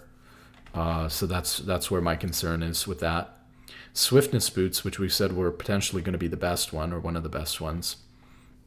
750 gold, plus 10 movement speed, like all the other ones, I think. Well, actually, the tanks didn't give us much movement speed, huh? That's kind of good for the game. I like that. That'll help the 80 carries be able to kite a little bit better. That's good. That all of the, it depends on what boots you're building, right? But if tanks are building plated steel caps or merc treads, they're not going to be as mobile like they shouldn't be. Let's see. So 10 movement speed, increase your total movement speed by 4%. This multiplies all other forms of movement speed. This is multiplicative with other percentage movement speed increases, making it much more powerful than a standard movement speed increase. I got to be honest, I don't know exactly how that works or what that means, so let me think about it. So let's say normally...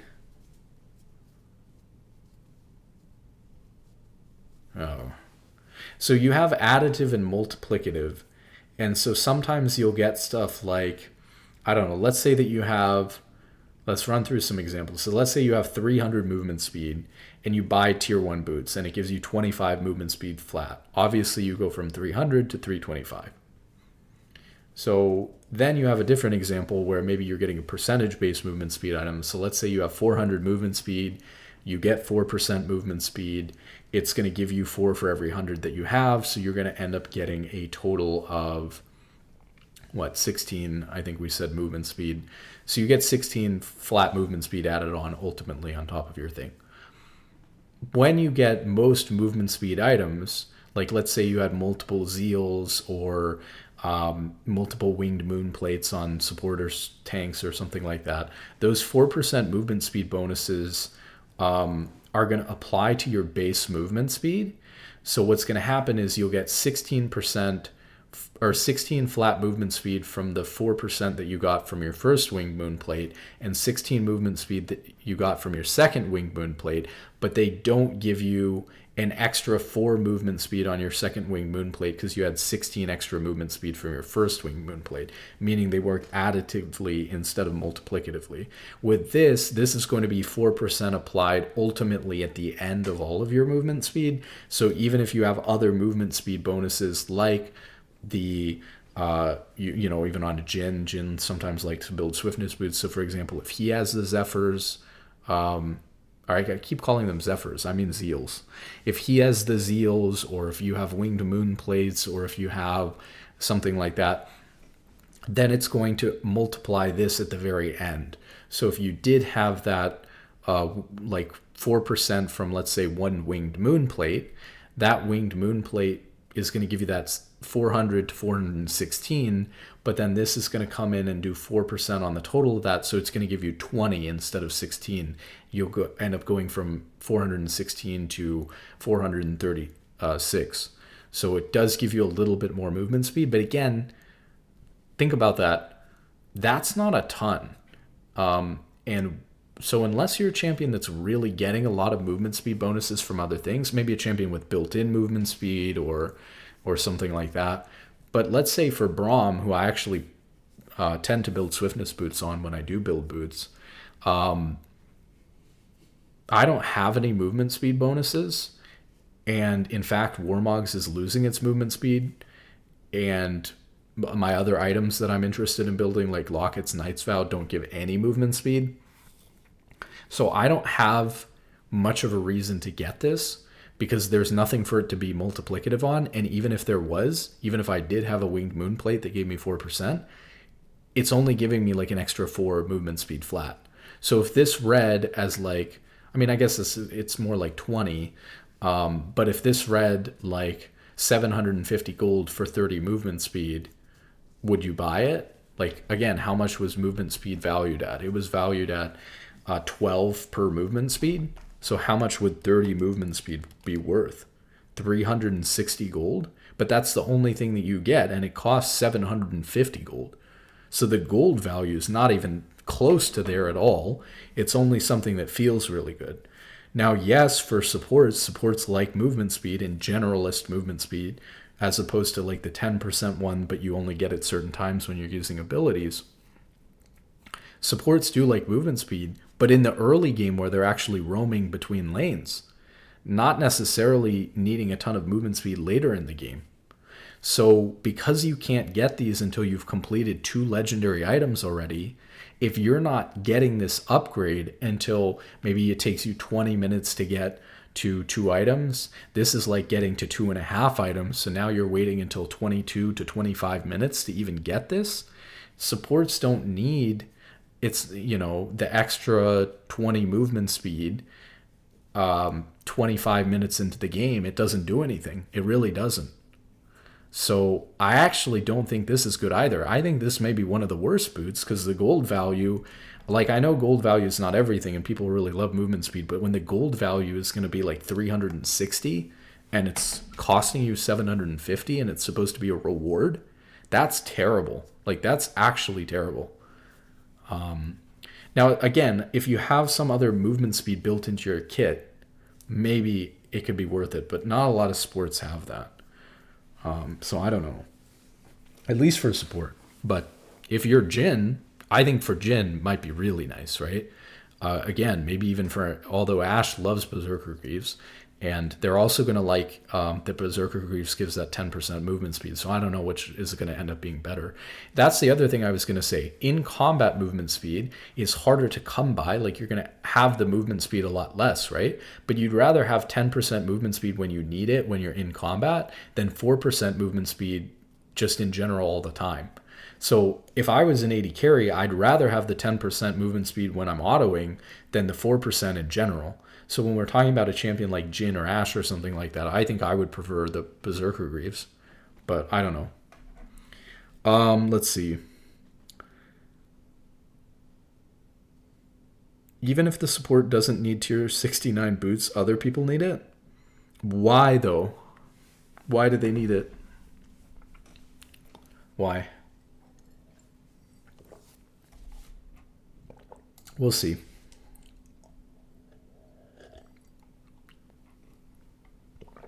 I actually like little stuff like this, though, because if it is true that these things aren't worth it and everyone's building it, and I don't have to worry about it, I don't have to worry about playing for it, I don't have to worry about buying it, and it's an advantage for me to just do nothing because I understand how it works and what the value is, that's an easy advantage for me. So I love changes like this that just give me an advantage because everyone's baited into just doing the thing.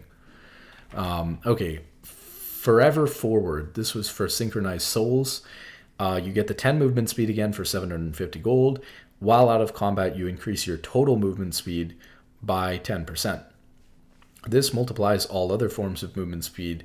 This is multiplicative with other percentage movement speed increases, making it much more powerful than a standard movement speed increase. So similar to that, similar to Swiftness Boots, except it's 10%, but only when you're out of combat.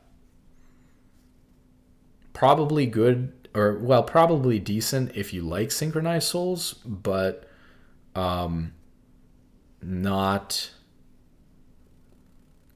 necessarily worth the 750 gold again. So another option, especially for supports, though, by the way, is of course you could go just Synchronized Souls, you know, and get your value from your boots that way, because Synchronized Souls give you a little bit of a discount on the boots essentially to get those upgrades through actually moving around.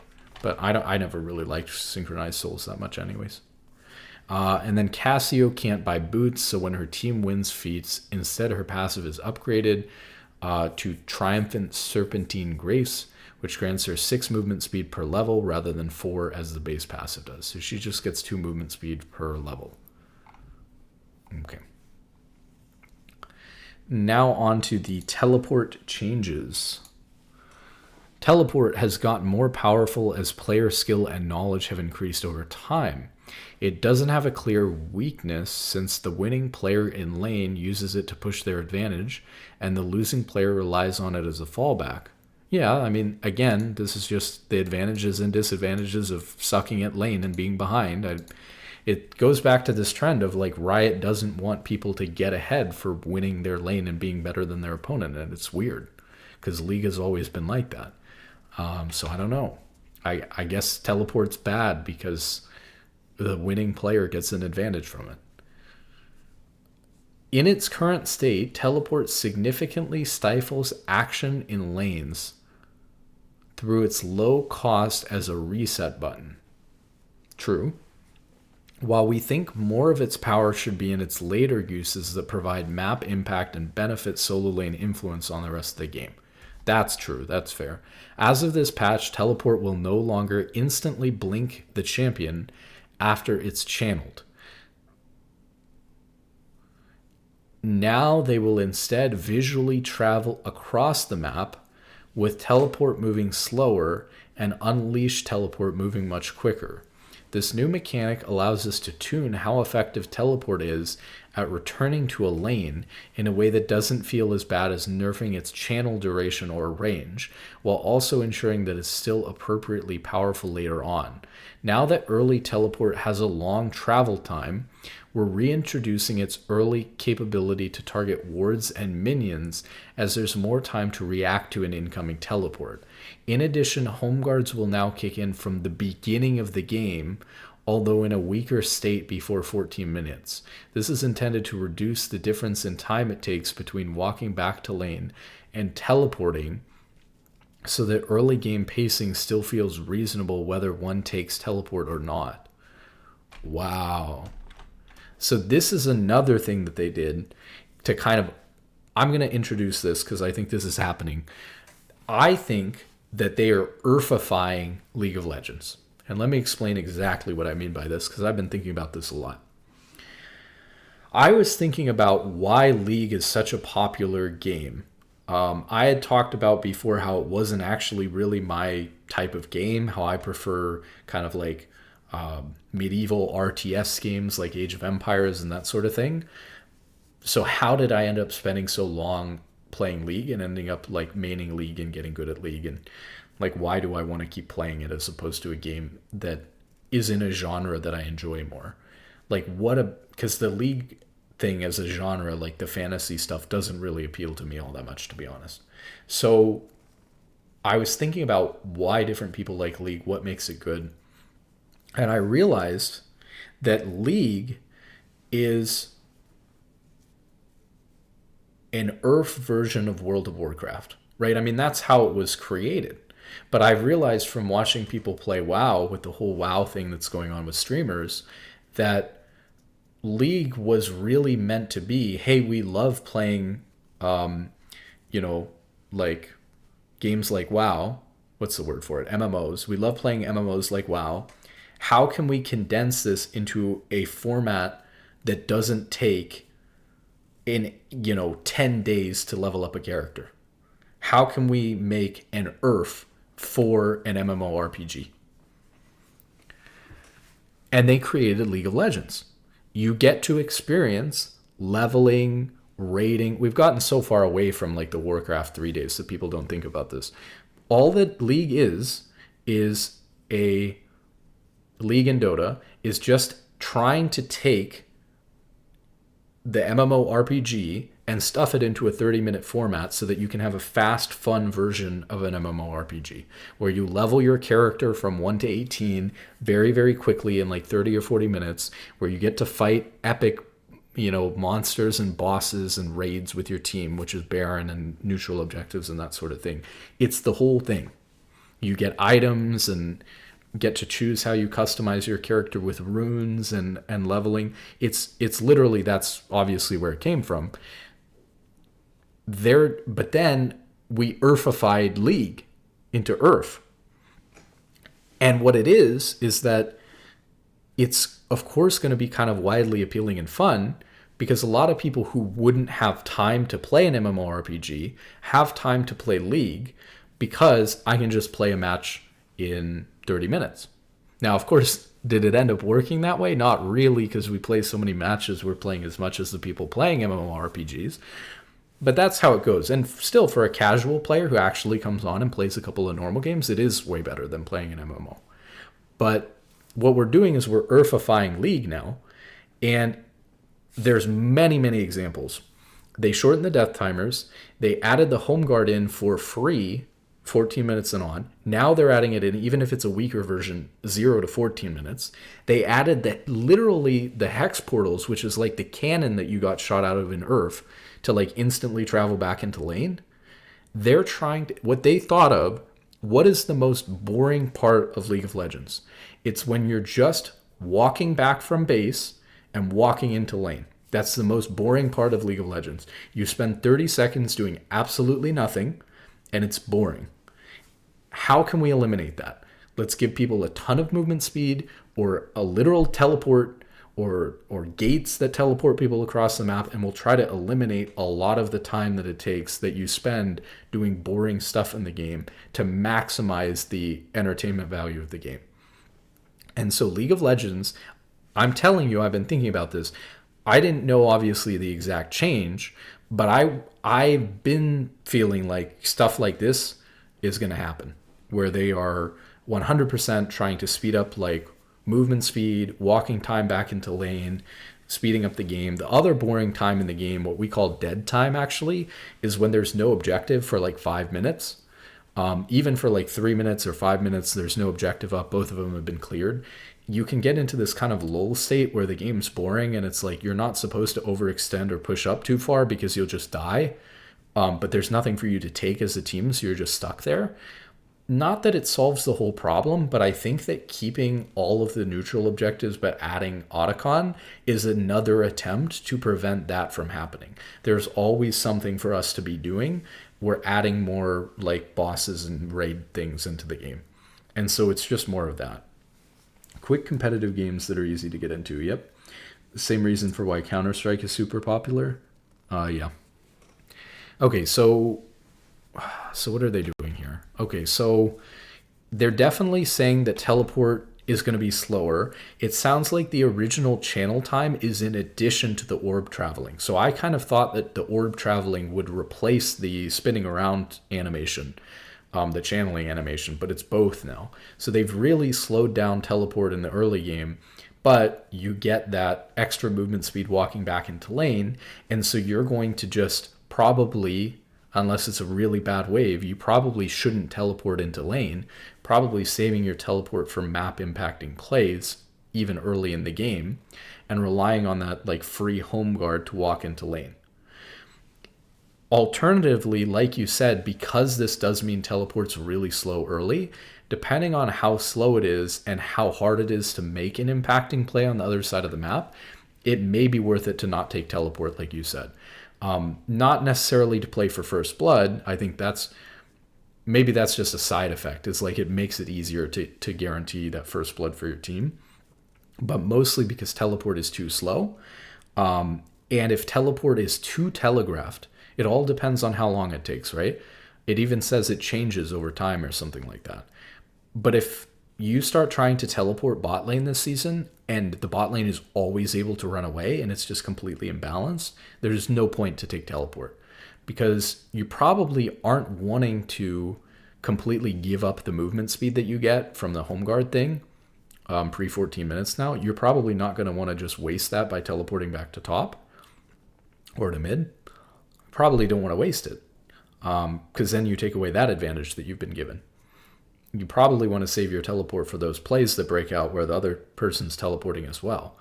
But if you do that and it doesn't do anything ever, then you're back to taking Ignite or some other spell because teleport's not being that useful to you. So I'm worried they've really made teleport way too slow, but it depends on the speed. So let's see. The initial channel duration is actually getting reduced. Okay, so it's not the same. The initial channel is also down 1 second, so that helps. Instead of immediately showing up there, though, you have an untargetable and unstoppable dash.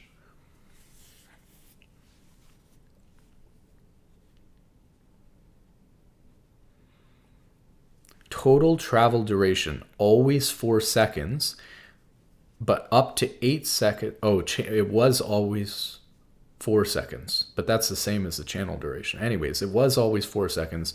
Now it'll take up to 8 seconds depending on the travel distance.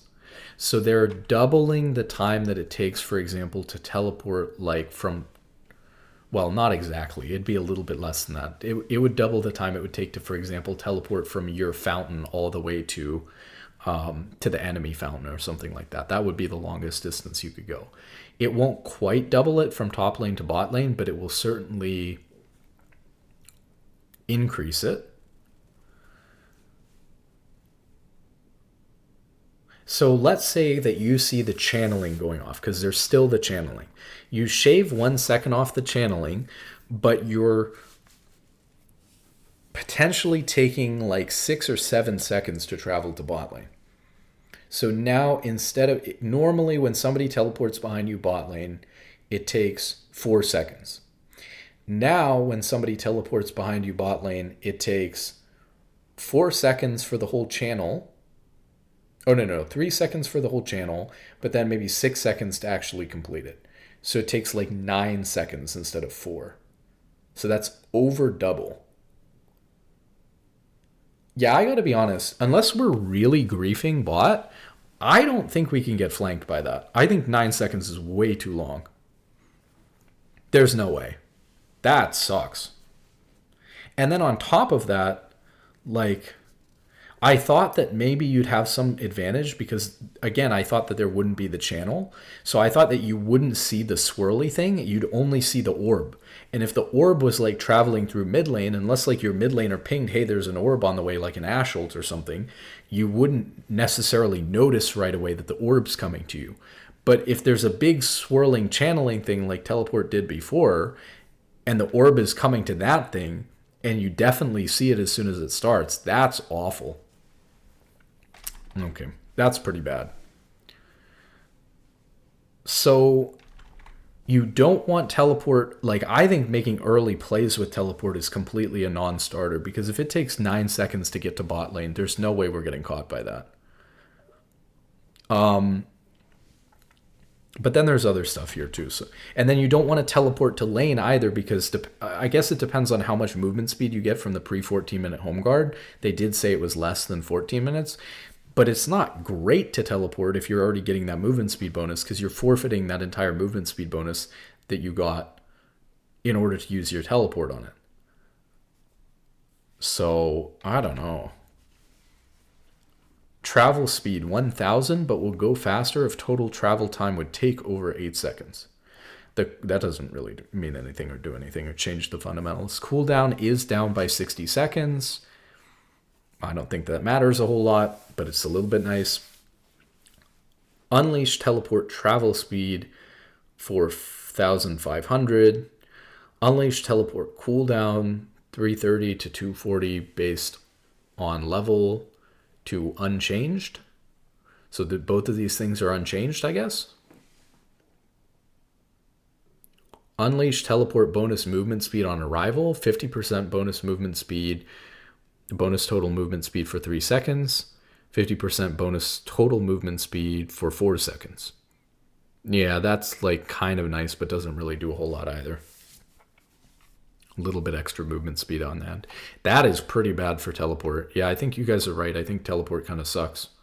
I mean, we'll have to see how it plays out. Like I said, I can't imagine, unless you are hard griefing bot lane and there is a really, really good ward, I cannot see like the pre-14-minute teleports doing a whole lot to bot lane. If I have 9 seconds to look at somebody teleporting behind me, there is absolutely no chance I'm not back at my tower. So that's not good. And then, like, it also is worse to... So it's worse It's a bait to try to use a bot or something like that, because you're not going to get behind him. You can't get behind mid anyway. It's too short of a lane. There's not any room to play with there. And you're getting compensated if you don't take teleport by not having teleport in lane, because you can get back to lane a little bit faster with the new home guard system. Before, you couldn't TP early. Yeah. How is it different? Because if you take teleport and then you lose your wave top lane and lose a plate because you decided to try to TP flank the enemy bot lane, and then the enemy bot lane just sees you teleport and then casually walks back to their turret, and you just waste 1 minute and lose a plate or something because it's a new season and you don't know how it works, that sounds like terrible. And so I think, and you're also giving up, especially if other people start doing it more too. It's kind of like a power, it's like a power thing, right? Like, why do 80 carries take barrier now? It's because heal sucked versus ignite. If I wasn't taking ignite every game, maybe, if me and other supports weren't taking ignite every game, people would go back to heal. It's the same thing with teleport. It's like a nuclear arms race. It's like, well, if I take ignite and you take teleport, you're screwed. So you better take ignite too. Otherwise, you're going to lose out on that combat summoner spell in lane as well. So not only are you potentially getting baited into bad TPs that are really slow and nobody's comfortable with yet, but you have to rely on your team even having a good ward to do it. You have the home guard movement speed to help you get into lane without it anyways. And you're losing out on a combat summoner spell in lane. So, I mean, I don't see it as being very good. It's kind of, the one issue is that, like, late game, it seems so necessary at a high level and, like, in competitive for at least one solo laner to have TP so that you can go to the side of the map and then join your team for a fight at Baron. But even then is, like, I mean, how slow is it then? I guess the travel speed goes up to 4,500 instead of 1,000. Does this mean that it's faster? I mean, obviously that's fast. But I mean, does this mean that new teleport late game is faster than old teleport? Let me think about that. Now that is a question. So if the channel time is down 1 second and the travel speed later is unchanged, or new, I guess this is new travel speed, but this is a lot faster, 4.5 times faster than this. So let's say that you took, again, I think an 8-second teleport would be like fountain to fountain. So maybe 6 or 7 seconds to teleport from bot lane to top lane type of situation.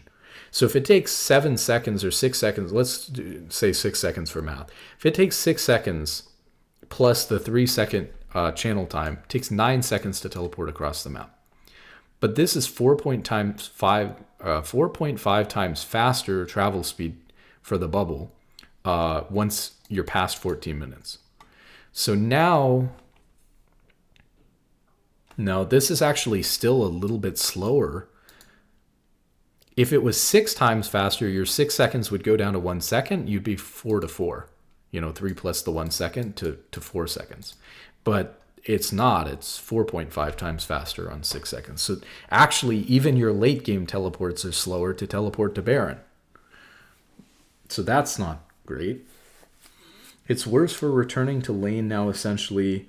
This is the major nerf. Unleash teleport is still nerfed, but not nearly as noticeable. Yeah, I agree. Like we were just looking at, it's maybe going to be like half a second slower for the Unleash teleport later on, but it's like almost the same. But really the problem is like, how are you going to get a TP flank off to impact another side of the map if it takes 9 seconds to teleport there on vision? It's just not that good. And then it's nerfed coming back to lane because you want to take advantage of the pre-14-minute movement speed that you're getting and have more powerful laning with the combat sum. Okay, that's pretty much it for teleport. I think it's pretty bad, but we'll see. I mean, it's always an advantage to have someone with teleport, especially in high elo, to manage the opposite side of the map waves in the late game, especially in high elo. But I don't know. If I was a solo laner, would I be running teleport? No. And then that's the other thing. Like, if you do need someone on the team with teleport to clear side lane, it's tough because it's like a tragedy of the commons. Because do you want your mid laner to be responsible for it or your top laner? And if you're the top laner, you're thinking to yourself, well, I'm going to take Ignite. My mid laner should probably take TP for us as a team because I believe in myself and my laning. I'm confident that I'll get a kill with Ignite, and I want to have a stronger lane. And your mid laner is thinking, I want to take Ignite so I can have a stronger lane and win my lane harder. My top laner should take TP so we can actually play the map late game. So that's going to be a fiesta as well. But, you solo laners can figure it out.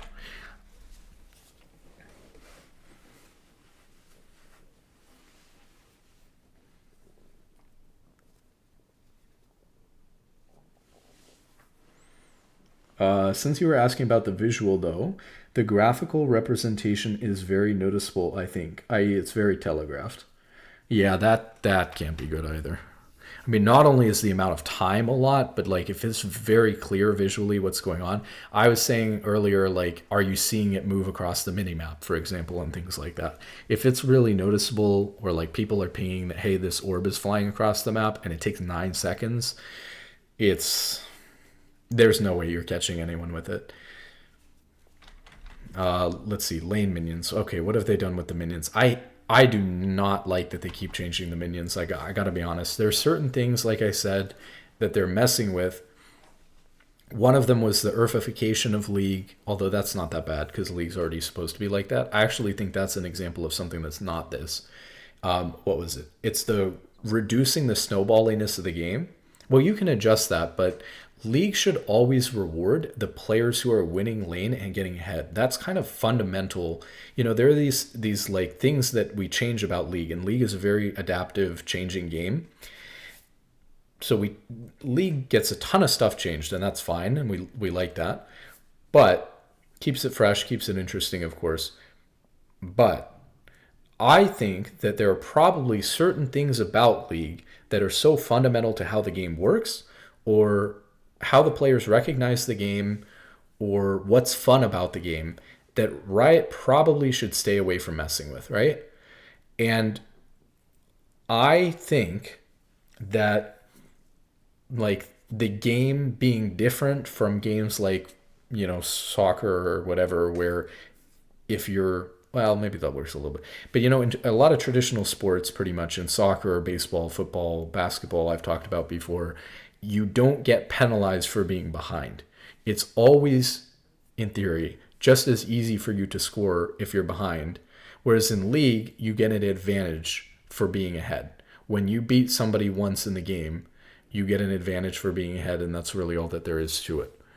And I don't like that they're changing that by adding so much comeback gold into the game, all the movement speed, the death timers, all that stuff that we've talked about. The minions is another thing. I think a lot of how the minions work is so fundamental to the game that I hate changes to it that are like messing with the core base functions of the game like that. Because I think people get really used to that over a long period of time, and I think it just feels really bad to mess with it, and it just doesn't do a whole lot. I actually liked the last minion change that they did with the movement speed in mid, because they had changed it previously, and this was kind of a half walk back of what they had done previously, which is the mid lane minions used to arrive because of the distance of the lane. It was a shorter straight line. It didn't have to go around a curve. Mid lane minions always arrived first because they were traveling a shorter, straighter distance. And as a result, mid laners could clear their wave quickly and then roam to other lanes. And mid lane's meta for a long time was defined by control mages with a lot of wave clear, and the playstyle for mid fundamentally was mid is a role where you clear waves as quickly as possible and then roam around the map to help your team, get a numbers advantage and like essentially gank another lane or roam to another lane. Like roaming used to be a mid lane responsibility, like in a big way. And they changed recently kind of the fundamentals of how that worked, because they changed it so that the mid lane minions had different movement speed so that they would arrive at the same exact time as the bot in the top wave, which meant that you didn't have enough time to clear your mid wave and then move down before the enemy had also cleared their own wave in the side lane and were just backed off or in a safe spot or whatever. So that really hurt I think the core identity of mid lane and like a fundamental basic thing about how the game works. I think it's just confusing to do stuff like that. They did partially walk that back by making it so that over time, although it's just a more confusing system, now instead of going back to the old like faster movement speed where the minions got there faster and you could clear and then roam, they slowly ramp up the minion movement speed to 14 minutes, so that the closer to 14 minutes you are, the easier it is for you to roam, and the closer to 1 minute you are in the game, the harder it is for you to roam. Because essentially the closer you get to 14 minutes, the faster the mid wave will arrive. And so it becomes easier to clear faster and still roam to the other lane while they're locked in on their wave. This is different. It doesn't look like they're messing with the minion movement speed, I don't think, but they're messing with their HP and armor and all that. This has got to be stupid. Like, people practice CSing, and it's like one of those things that feels really good about playing League. And this is coming from a support player. But like CSing is one of those kind of addictive properties of League that just feels really good and people really like about playing the game.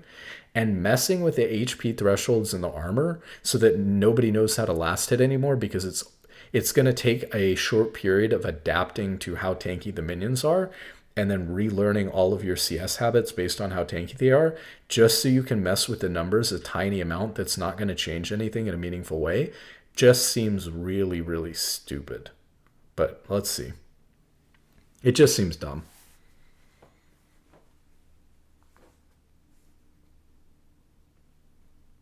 What's the time? It is 5:45 in the morning. Woohoo.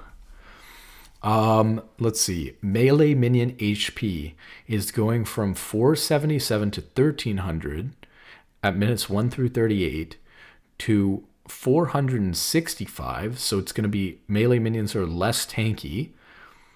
But it's going to have more HP with more time to scale into it. Okay. So essentially this is going to do two things. Number one, it's going to mess with your CSing earlier,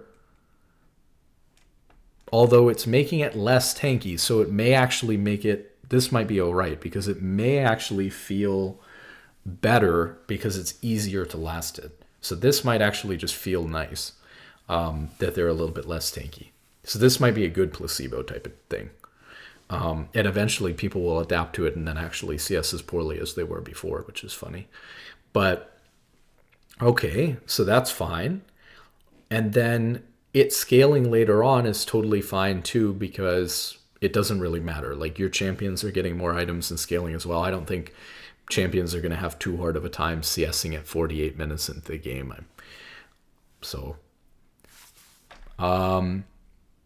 I think if anything, that's also a good change in terms of like the addictive feel to the game, because rather than just like one-shotting a minion wave, that can be satisfying too for sure. But rather than one-shotting a minion wave later, there's like, you spend more time hitting minions, and that can actually it feels good to hit minions. So I think that that could feel good, but it's, I mean, not many games are even going on past 38 minutes anyways, most of the time. Melee minion armor, 0 to 16 to 0 to 20. So they did increase the armor, but it shouldn't matter early. I assume that, let's see, so they added an extra 4. So if they increased it by like a fifth, but the minutes were only increased by 4. So there is actually going to be a point before 38 minutes where it is going to feel like it has a little bit more armor for the time. But that's also made up for a little bit by the HP being lower, I think. But yeah, I mean, that's fine. Melee minion AD, that's annoying though. So they're decreasing it though. Well, this is just does a bunch of nothing. plus 2% of lane minion current HP. So yeah, I don't know what this current HP to the minions is going to do. Is it going to make the damage that your minions are doing feel more consistent so that it's easier to last hit or predict? Is it going to actually be a bad thing because now the minions are squishier and your minions do more damage total to them, so it might be harder to last it because of that? I don't really know. Why are they changing any of this at all? It doesn't seem like it accomplishes a particular goal. Let's see. We're changing some underlying minion and turret rules to make early game laning less punishing in the worst cases. We want more matchups to feel playable in the very early game, as optimal play can create situations where the disadvantaged lane has no winning moves. Well, yeah. Simply waiting to get tower dove on the third wave while hiding under a tower that doesn't protect strongly enough. First up, minion waves will now clear each other out more quickly. A small decrease in early game HP and a significant increase in damage to other lane minions means minions will die faster and the average size of a minion wave that reaches a turret will be smaller. The changes in damage should make last-hitting minions and their overall damage to champions and turrets feel similar to before. We're maintaining the health total of minions around the 6-minute mark, as this is when some champions start to unlock one spell destruction of caster minions, but otherwise we're scaling them longer into the game. About 10% of Summoner Rift games reach the 38-minute mark, so having minions scale beyond that point, mostly in terms of health, ensures they're still able to tank for you and your team to push into the enemy base. That's true, I guess. That would be a big point, although it's definitely a high-level strategy to be able to like catch the enemy minion wave and clear it out even when they get a wipe. And so I think like you get punished for not guarding your minion wave and escorting it into the base. And I think that's kind of an interesting thing to think about, though. The changes in damage, let's see, what did they say? Oh, but because we don't want them to steal the show, the minion scaling is still capped, especially in the case of canon and super minions, who now stop scaling at 90 minutes instead of up to 7 days. Not including the Fly Quest minion that scales in our hearts forever. Okay. Ranged minion HP is same thing. It's going down, and its AD is also going down, but the current HP is going to be there, 4% of current HP to the other minions. The first cannon wave is not coming until wave 4 instead of wave 3.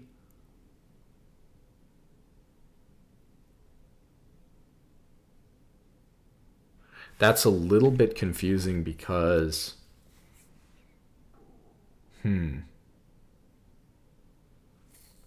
it's definitely a little bit confusing because if the first cannon minion comes on wave 4, when does the second cannon minion come? Wave 7 now instead of wave 6? It's still every 3 waves after that, but I guess it would be wave 7 then instead. Okay. It's just weird they don't say that because that's kind of important. Canyon minion HP. Similar situation. Oh, no, it's not. They're actually buffing the HP on the cannon minion, even level 1. Or like minute 2. But it starts at 2:30. But that's because that's the first time that cannon minion's coming. Oh, but maybe the health buff doesn't matter that much then. It's just to compensate for the fact that it's later into the game by a little bit. It's only an 8 HP buff out of 912, so that's not that big. It's like less than a 1% buff, so that's fine. Cannon minion AD is the same thing. Its AD is going down, but it's getting 6% lane minion current HP. I hope that they don't screw up these numbers and last hitting doesn't become impossible because your minions are doing so much damage to other minions, but we'll see. Cannon minion HP scaling stops. Instead of 175 minutes, now at 90 minutes. Cannon minion AD scaling stops at 90 minutes instead of 7 days. That's funny. Super minion HP scaling stops at 90 minutes instead of 150.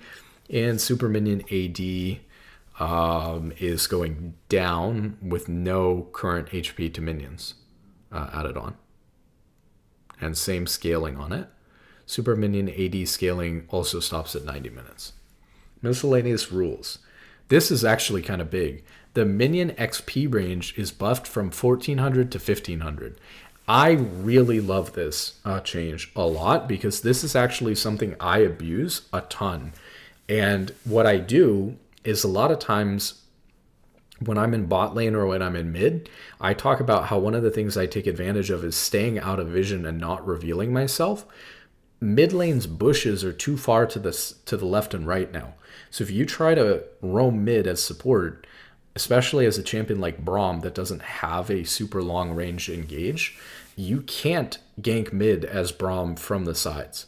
So you have to come in through, you have to lane gank mid lane. But you might say, well, how do you lane gank mid lane if there's not any bushes? You have to stand 1,400 units behind the furthest up enemy minion so that you're just out of vision of that minion or whatever, but you're in XP range. And the way that it worked currently is the vision range of the minions is slightly lower than 1,400. So you could be in XP range, but also out of vision range. So I could sap XP for my mid laner, which helps generate more XP for my team in total, but less XP for my mid laner, and could potentially give me an important level up right before I roam. But I can sit in that XP range and use that XP range also as a bit of a gauge to know, how close I can be without them seeing me. And so I know if I'm just barely in XP range that I'm not in vision range. Buffing the XP range means that it's even easier for me to get the XP. But I can, still do that, but from even further away. So that's really, really nice. It may also mean that if you're sitting in those side bushes, because this is something junglers used to do, it may also mean that the extra 100 range could potentially allow for junglers to catch some XP from mid by sitting in the side bush, which, again, mid laners hate this a little bit if their junglers do this, but sometimes junglers have a clear where they're at a certain a certain XP threshold and they really, really need to sap a little XP from mid, and this is quite nice for that. Although actually junglers don't get very much XP from doing that anymore because they get punished for it or something because of the jungle item. But for supports, that's really nice to sap some XP while staying out of vision. Minion turret and minion champion damage is up by 5%. Okay, so that's going to make trading into minions a little bit more punishing, which is good because that's a skill-based mechanic. It's also going to mean that you're going to be able to take towers a little bit quicker, but of course that's offset by the fact that they took a lot of damage away from the minions. So for example, they gave them this, AD nerf on all the minions or whatever. Okay, turrets.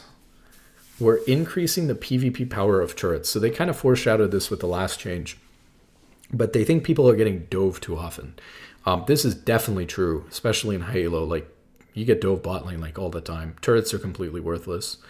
They don't protect you at all. So they're increasing the PvP power of turrets, raising their max damage when heated up, and increasing the duration they can remain in that state, making them protect allied champions more strongly in tower dive scenarios. We're also softening turret fortification, the buff that makes top and mid lane turrets take less damage early game. Even if top and mid laners can't tower dive their opponents easily, we'd like if they could strike down turrets and farm their plates for gold. Okay. Heat damage amp going from 40% per stack with 220% max damage to 50% per stack with 250% max damage. So turrets are going to do more damage and be able to ramp up to a higher total. And the heat duration is going to last for 5 seconds instead of 3. So if you start retanking when it's heated up, that's going to keep going. So those are pretty decent changes. It doesn't sound like a ton, so I don't know how much that's going to help, but maybe it'll help. This is actually, I think, the bigger change here is the fortification damage reduction. This is really big. So to prevent lane swapping, mid lane and top lane turrets have extra damage reduction that bot turret doesn't have. And it's now 85%, but they're going to reduce it down to 50%. So this opens up a whole can of worms. Is this going to bring back lane swapping? maybe because a lot of teams were already trying lane swaps even with the 85% damage reduction. So this is a little bit concerning. And 35% is not a small amount, but it's not a crazy amount. It could open up lane swapping, which is a dangerous game to play, especially for competitive, so we'll see what happens there. But I don't necessarily think that it does. It still doesn't make sense to me why you would want to swap if there's still 50% damage reduction, but teams have opted to do it for other reasons. I guess we talked about how if you did the lane swap, that you would set up the wave in such a way that you would always be able to like swap back down or something like that for a really important objective play or some tower dive thing. I don't remember what it was, but there was a world's meta where we were lane swapping even with the huge fortification. So I'm worried about lane swapping for competitive. As far as solo queue is concerned, top laners and mid laners, if they're confident in their laning abilities, should be really happy with these changes because it means that you're going to get more turret plates, like they said, if you're winning your lane, which means you get stronger compared to bot lane, which is good. Although I would actually argue, as far as the game goes, I think AD carry is kind of weak. So that's my opinion as a sport player. I think AD carry is weak. So I don't think that a change that allows top laners and mid laners to become even stronger compared to AD carries is good right now, but it's fine. It's fine. But I don't think AD carries are in a good spot right now. But I don't think the way to fix AD carries is to prevent top laners and mid laners from getting plates. I think that there need to be changes to buff AD carry items or something like that, or stats or something, I don't know, or XP or something. But yeah. I definitely don't think AD carry feels very good right now. So I don't know that strengthening everywhere except AD carry is good. But okay, champion bounties. We're simplifying the bounty rules for champions who are underperforming so that players can more easily understand how champions got to their bounty states. We'll no longer be ignoring the first -50 gold in negative bounty states, which means that 0-1 and 0-2 champions will tend to be worth less gold than before. In order to roughly equal the total value long term, we're also slowing the rate at which kills, deaths, and assists affect base kill gold. Positive bounty shutdowns are unaffected. So negative bounties no longer ignores the first -50 gold.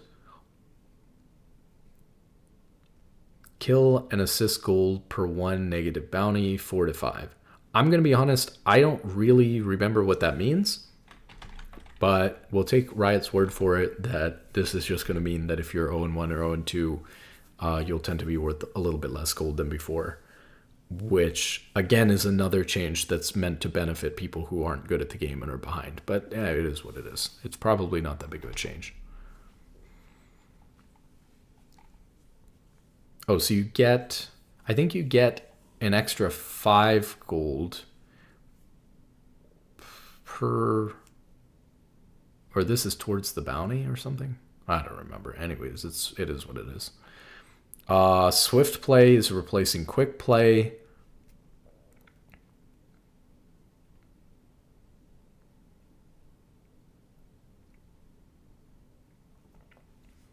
So this is more Earthification, but this is for normal games. Basically, they're setting it up so that, like, what was it? It's completely different than normal League. It's like you get XP faster, kind of like in ARAM games and stuff like that. I don't remember exactly all of how it works, but basically it like allows you to scale quickly so that you can like practice team fighting and that sort of thing in a normal game environment. And then if you want to play regular normal games, you should play draft, which kind of makes sense because if you're like preparing for ranked and playing normal games as a new player or something like that, you kind of want to play the draft mode anyways. Although, yeah, I don't know. I actually kind of look forward to it. I'm not going to play it. I'm a ranked player, and I don't really need the practice. But I think that it's an interesting way to introduce a faster version of the game, which I think people will enjoy, and a way for people to test out champions like much more quickly shorter game format, and a good way to practice team fighting and stuff like that. So could be interesting.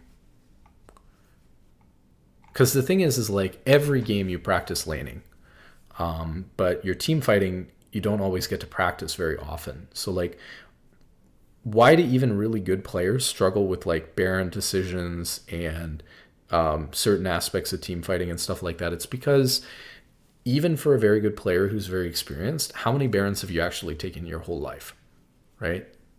Like not as many as like little details about the lane that you've played. So when you only get to do maybe an average of 1 Baron per game, it's like really, really different, like compared to how much you're learning about your lane every game, where you're like constantly doing different things, testing different fights in your lane. Like you're constantly trading, constantly CSing every single game. So when you only get to make that 1 Baron decision every game, it's just something that people aren't as experienced on. Getting to practice team fighting and stuff like that, and those later game decisions that you normally don't get to focus on practicing, could be a really good thing for helping to develop those skills in certain players. But of course, in solo queue, it's not like that, and you should still focus on the laning phase, because the laning phase is the most streamlined, static, important beginning part of the game, and the game snowbally, so the earlier stuff matters more. So you should still focus on learning your laning phase more than focusing on learning how to team fight. But it could be good for players learning how to do that stuff. Okay, ranked season 1, or whatever, I'm calling it season 15. Okay, ranked season 1 will start now. Well, not now. It starts, it's 6 a.m. It starts 12 p.m., which is noon local server time. Again, in NA, that's apparently EU, it's already started or something. In NA, that's League is finally out of beta. Looks like it. After 15 years, they finally fixed the game. Oh, wait, they haven't. Okay, so, in NA, it starts in like, 6 hours or something? I'll be asleep. I'm not going to lie. Ranked queue will be up as soon as the patch is done, but progress won't count as per usual. I will say, I don't know exactly how that works. They're being super vague about it. But in previous seasons, the preseason, of course, your MMR still matters. So don't go like running it down in solo queue, because we have no idea whether that's true or not. So like your LP progress won't count towards your previous end of season rank. But they're not saying whether or not your MMR will count towards your placements. So be careful with that. People always ran it down in preseason, but your preseason MMR mattered a lot for carrying over the next season. So I wouldn't recommend running it down in preseason, even though it's only a couple hours, but you never know. Honestly, if I was up, I'd probably be running it down in solo queue, testing some things. So, and everyone would be, so it is what it is. I mean, to be able to go into solo queue with like the master GM players that I know and love, and just like banter with them because the games don't matter at all, and just like mess around and have fun trying stuff together would be kind of fun, actually. Maybe I'm staying up. I can't. We'll see. This always annoys me. The Apex dual MMR restriction will be temporarily disabled. Can we talk about this for a second? Because nobody ever talks about this. So the way that duoing works, right, is it used to be that you couldn't duo in Masters at all. But now the way that it works is you can't duo if your MMR is GM or above, or if you reach GM. But for some reason, even if you're at GM MMR, or you get all the way back to GM MMR, or even you get to GM, for the first 2 patches, it's like a month, for the first 2 patches of every single ranked season, they enable duoing for the first 2 patches all the way up to wherever you want. It makes no sense to me, because the only thing I can think of it doing is allowing people to like duo to Challenger at the start of the season, or duo to, like duo boost someone to Challenger at the beginning of the season. I have no idea why they turn this off at the start of every split. It's literally so boosters can make money. It's actually insane. Why did they disable it every split? They do this every split, by the way. Every reset for the first 2 patches or so. It actually says this one's only going to be 1 patch. But I'm telling you, before it has been 2 patches. And who knows how long this patch is going to last, because actually they took a month to get this patch out and let the season ride out on the same patch for a month. So I don't know how long how long we're going to be on patch 15.1. Can we just call it 15.1 instead of 25.s1.1? Maybe we'll just call it 15.1. Anyways, I have no idea. I can't comprehend why they would allow this, but it's actually crazy. I don't get that. Why enable it and then disable it? I don't know. I think they're trolling. Okay, so here's my thought. I think what it is that if let's say you were in GM, right? It's actually for content. Because let's say you're in GM, your MMR is still in GM, for the most part, or like after a little bit. Your MMR should still be in GM when you finish your placements. So the problem is people would be annoyed if they were in like D4 and they weren't allowed to duo with their friends, or streamers were in D4 and they weren't allowed to duo with other streamers at the start of the split. That's why they enable it, so people can duo at the start of the split. Problem with that is, what league content creators are duoing? Like, what challenger league players are duoing at the start of the split? Nobody. Everyone's racing each other. That's the only thing I can think of. It's like, it would feel bad to not be able to duo when your rank is technically D4. But if you were GM or Challenger and your MMR is GM or Challenger, you just shouldn't be able to duo. Playing in D4 on the first day of the season is the same as playing in like GM or Challenger. You're playing with the same group of people. Like, the only difference is the rank is going to be different for like a couple of days until everyone climbs up. Like, it's just ridiculous. Yeah, it still doesn't make any sense. And none of these streamers even do this. So there's an infinitely higher number of boosters boosting accounts to Challenger in the 1 patch that they are allowed to boost. It's the patch that allows for them to boost all the Yuumi and Lulu support players. Yes. Okay. So they do this every time. This needs to be, somebody at Riot makes money from this. And needs to be fired 100%. Like, there is no reason, even with the logic that you come up with for this, absolutely no reason why they should be removing the duo restriction for Apex tiers. And keep in mind, now that you can duo in Masters, we're not even talking about like Master players or whatever. We're talking about GM Challenger players, like allowing GM Challenger MMR players who still have GM Challenger MMR even after the reset to just duo to their heart's content. Even duo all the way to 500 LP until they get into Challenger, as long as they can do that in the first 14 days, which people can and do, right? So it's just crazy. Anyways, we'll move on. It's ridiculous. So somebody needs to be fired over this thing. The fact that this has been going on for like 2 years now in every reset is crazy to me. Okay, seasonal ranked reward tracker has been sunset. Ranked, I don't know what that means. Some way to see what rewards you got. They're getting rid of that. I don't know why. Ranked Victoria skin requires 15 ranked wins or a combination of them, starting with Season 1, 2025. A ranked mission will be there to track the number of wins achieved for players. Okay, so they're saying that you can't get rewards unless you've won 15 ranked games. It can be solo, duo, or flex, or a combination of them. But that's a new thing. You have to play at least 15 games. So if you have like a Smurf account, you play like 10 games to get it to gold, it doesn't count. Hello? What's up? I'm streaming. You want me to open the door? Okay.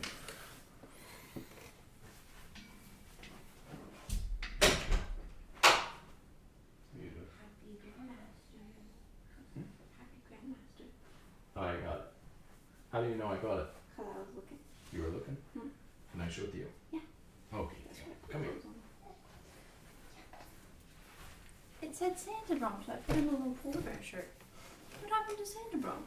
Theo, say hi. Hello. You see us in the camera? You see?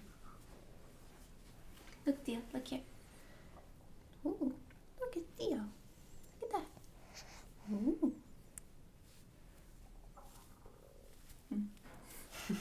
Hello. Good morning. He was chatty a second ago. Yeah. Theo. You're not chatty this morning. Usually you talk a lot. Where's your yapping? Okay.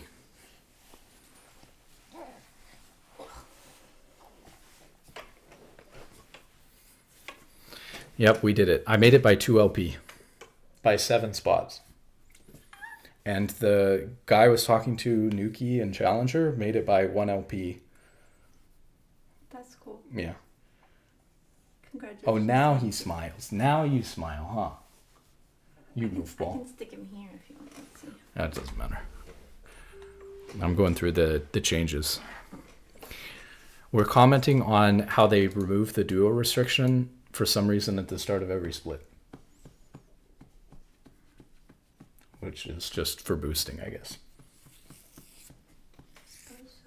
Oh, you know why it is? It's because at the start of every split, all the people who are like really, really good and wouldn't normally be able to duo at all, they're all in duoable ranks. Yeah, but it doesn't matter what rank they are. The MMR is what should matter. But yeah.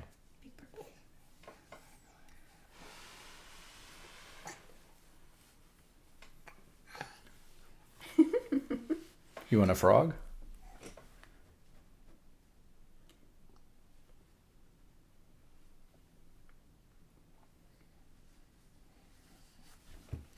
Oh. Here you go. Ah, he ate it. Don't eat the frog, sweetie. Don't eat the frog. Oh, he's Theo too. Everyone's Theo. That's interesting. Who's Thea? This person. Do you go by Theo or do you go by Teddy or something else? Or Ted? There's so many nicknames that we don't know. Everyone's calling him different things. He goes by Thea. That's cool. Okay, so they got rid of the duo thing like they always do. That's weird. You have to play 15 games of solo or flex now to get the ranked rewards starting in this season. Shard transfer service. Well, he's Theodore too. Huh? He's Theodore too. Yeah. Shard transfer service is temporarily disabled prior to the end of the season. Oh. Bless you. Bless you. Uh-oh. That's pretty bad. What's going on? Yak. Like yak. You okay? He's okay. Okay. He's disgusted by season 15. Probably. He's smiling. Yeah, you okay? Goodness. Ah. He's okay. Yeah, what are you doing? Laughing. You want to read the patch notes? No. They disabled transferring servers. That's pretty normal. Oh, same as this. Every season start, players will be reset with season 1. However, as mentioned recently, this will be the only reset we have for the whole 2025. Thank goodness. I did the math. You know, I went positive 48 games in solo queue and lost 2 LP. Yeah, that's ridiculous. Theo, can you believe that? I won 48 more games than I lost. Yeah, they're trolling. Yeah. 48 more games than I lost, and I lost 2 LP. Can you believe that? Ridiculous.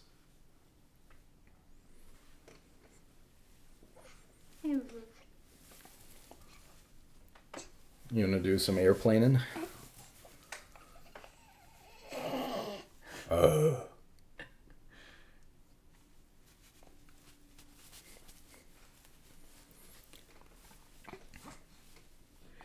okay, sweetie.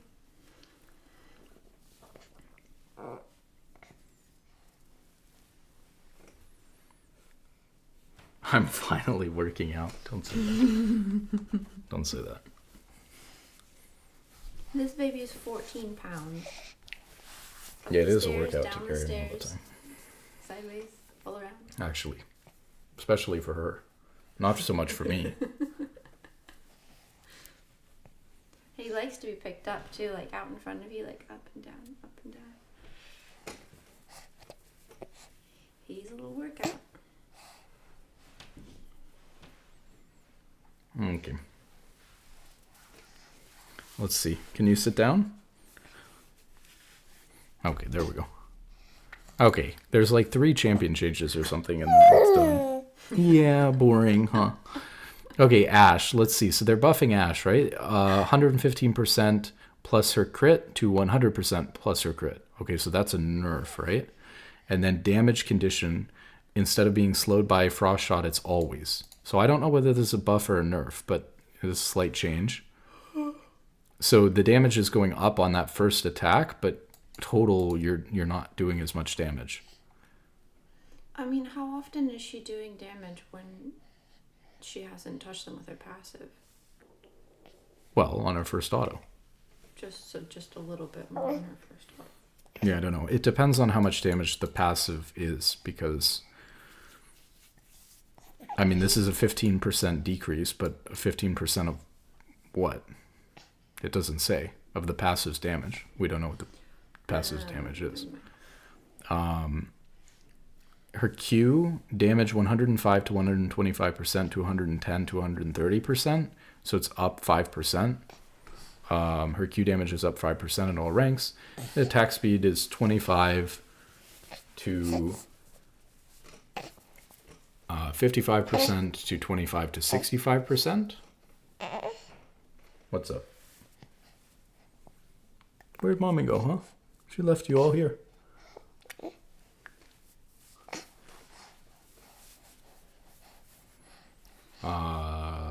Okay, so that's a buff to her Q's attack speed, and the W... What? What's up? You want a different frog to grab? Let's grab a different frog. This one you can grab a little bit easier because it's got spindly arms.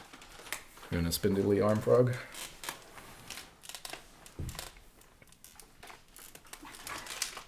There we go.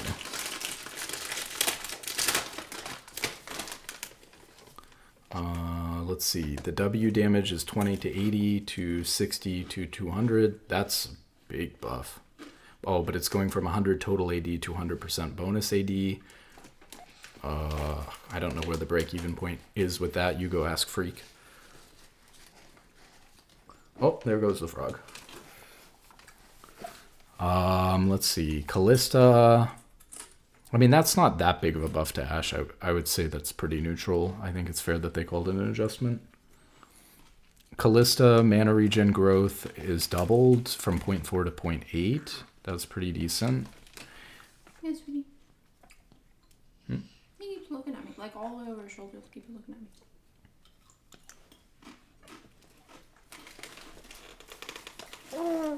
Yeah. Ooh.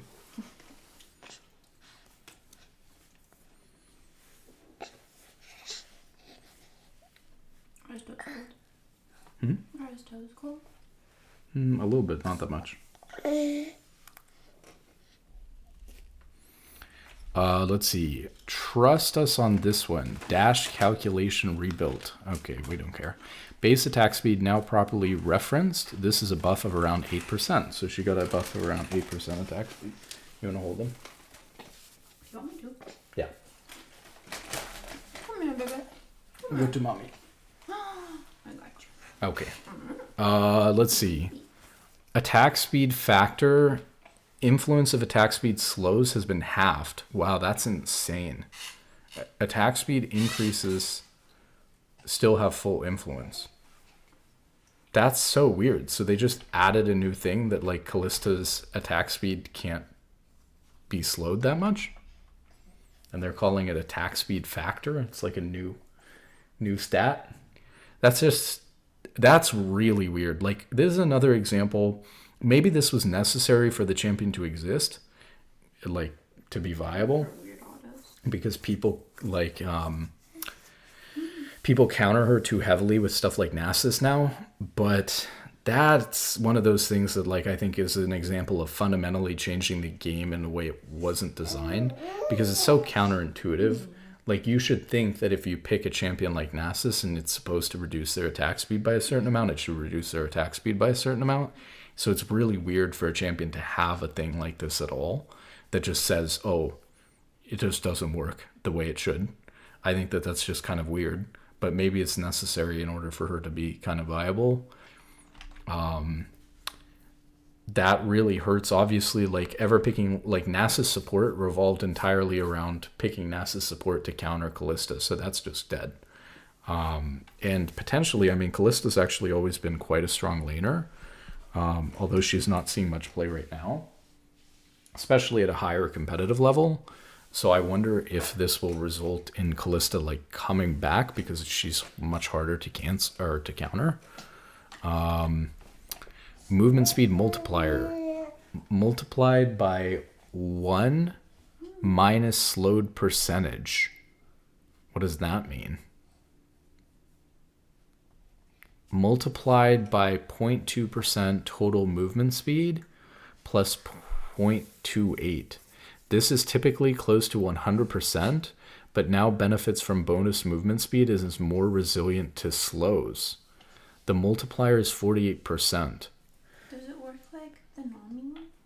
I don't know what this means. This sounds kind of similar to the attack speed slow, except for actual slows. Like, she's kind of partially immune, or like actual slows have less of an effect on her. So that's kind of crazy too. I hope that they tune this right. Otherwise, Callista could actually become really strong off of this if there's no way to counter her. Restored Callista's dash animation when basic attacking. What?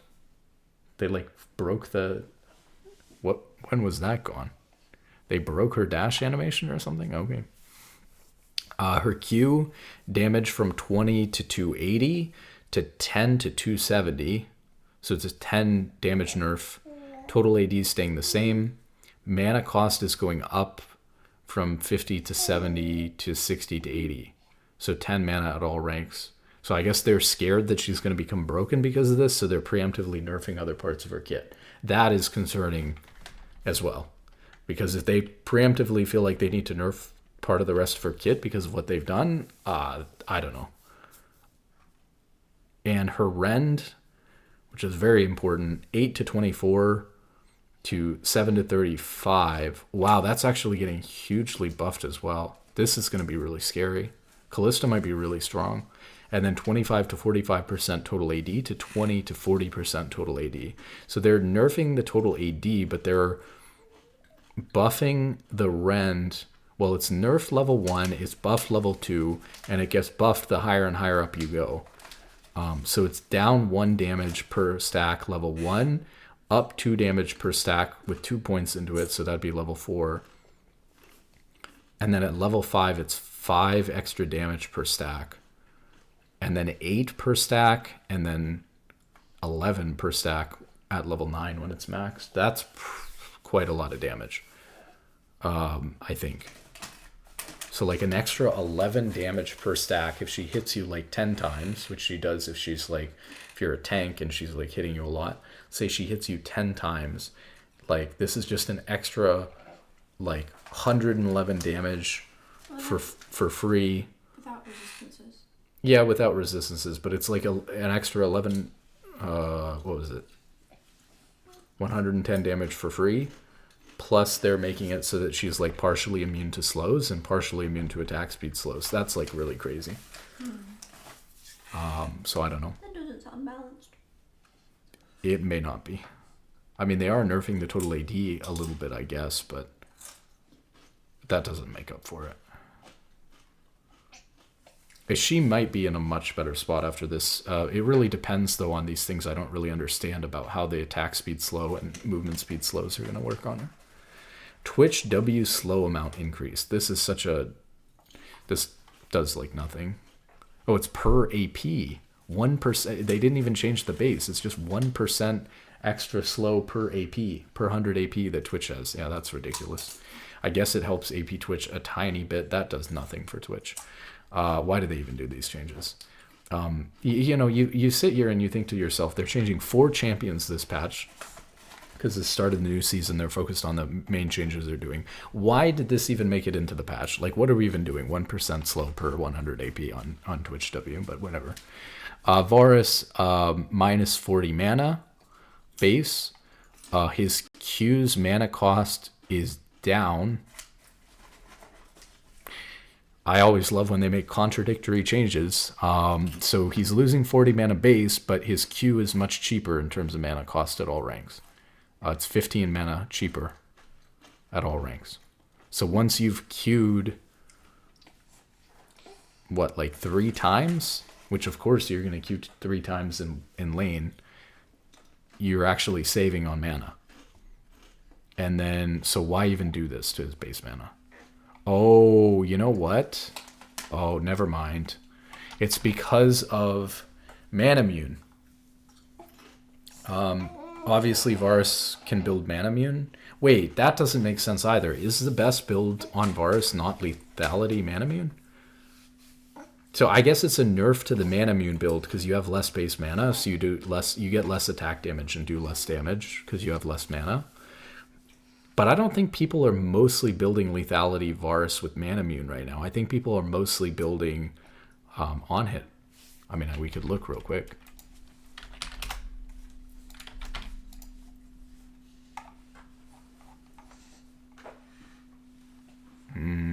Yeah, it's mostly on hit.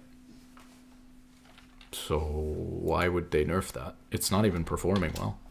Look at this. Like, if you're going lethality, first item Yomu's has a 50% win rate compared to a 53% win rate on Blade of the Ruined King or a 52% win rate on Rage Blade. And then Manamune second has a 49% win rate compared to literally any other item. Even Hullbreaker, which has been broken on 80 carry because it gives you a bunch of HP and now is technically an on-hit item that people have been building on like Varus and Jinx and champions that was never intended for. They do nothing to the item. Apparently they do nothing to the item, but, well, maybe they'll do something to it here, but I don't think, yeah, they didn't do anything to it. So they do nothing to that, but they're nerfing Lethality Varus. That doesn't make any sense. I actually kind of enjoy Lethality Varus too. I think it's kind of a fun little build. I don't know why they're nerfing it if it's just way worse than the other build. That just doesn't make sense. Let's see. Oh, they did a little bit of other stuff too. Like his W on hit damage is being reduced early, but then going up later. So that actually buffs his on hit build, I would say. Well, you don't max W first though. So, yeah. I don't know. That's kind of neutral. It's definitely a buff later, and that's when you want it to be a buff. If you're playing lethality, or not lethality, if you're playing on hit and you're trying to scale.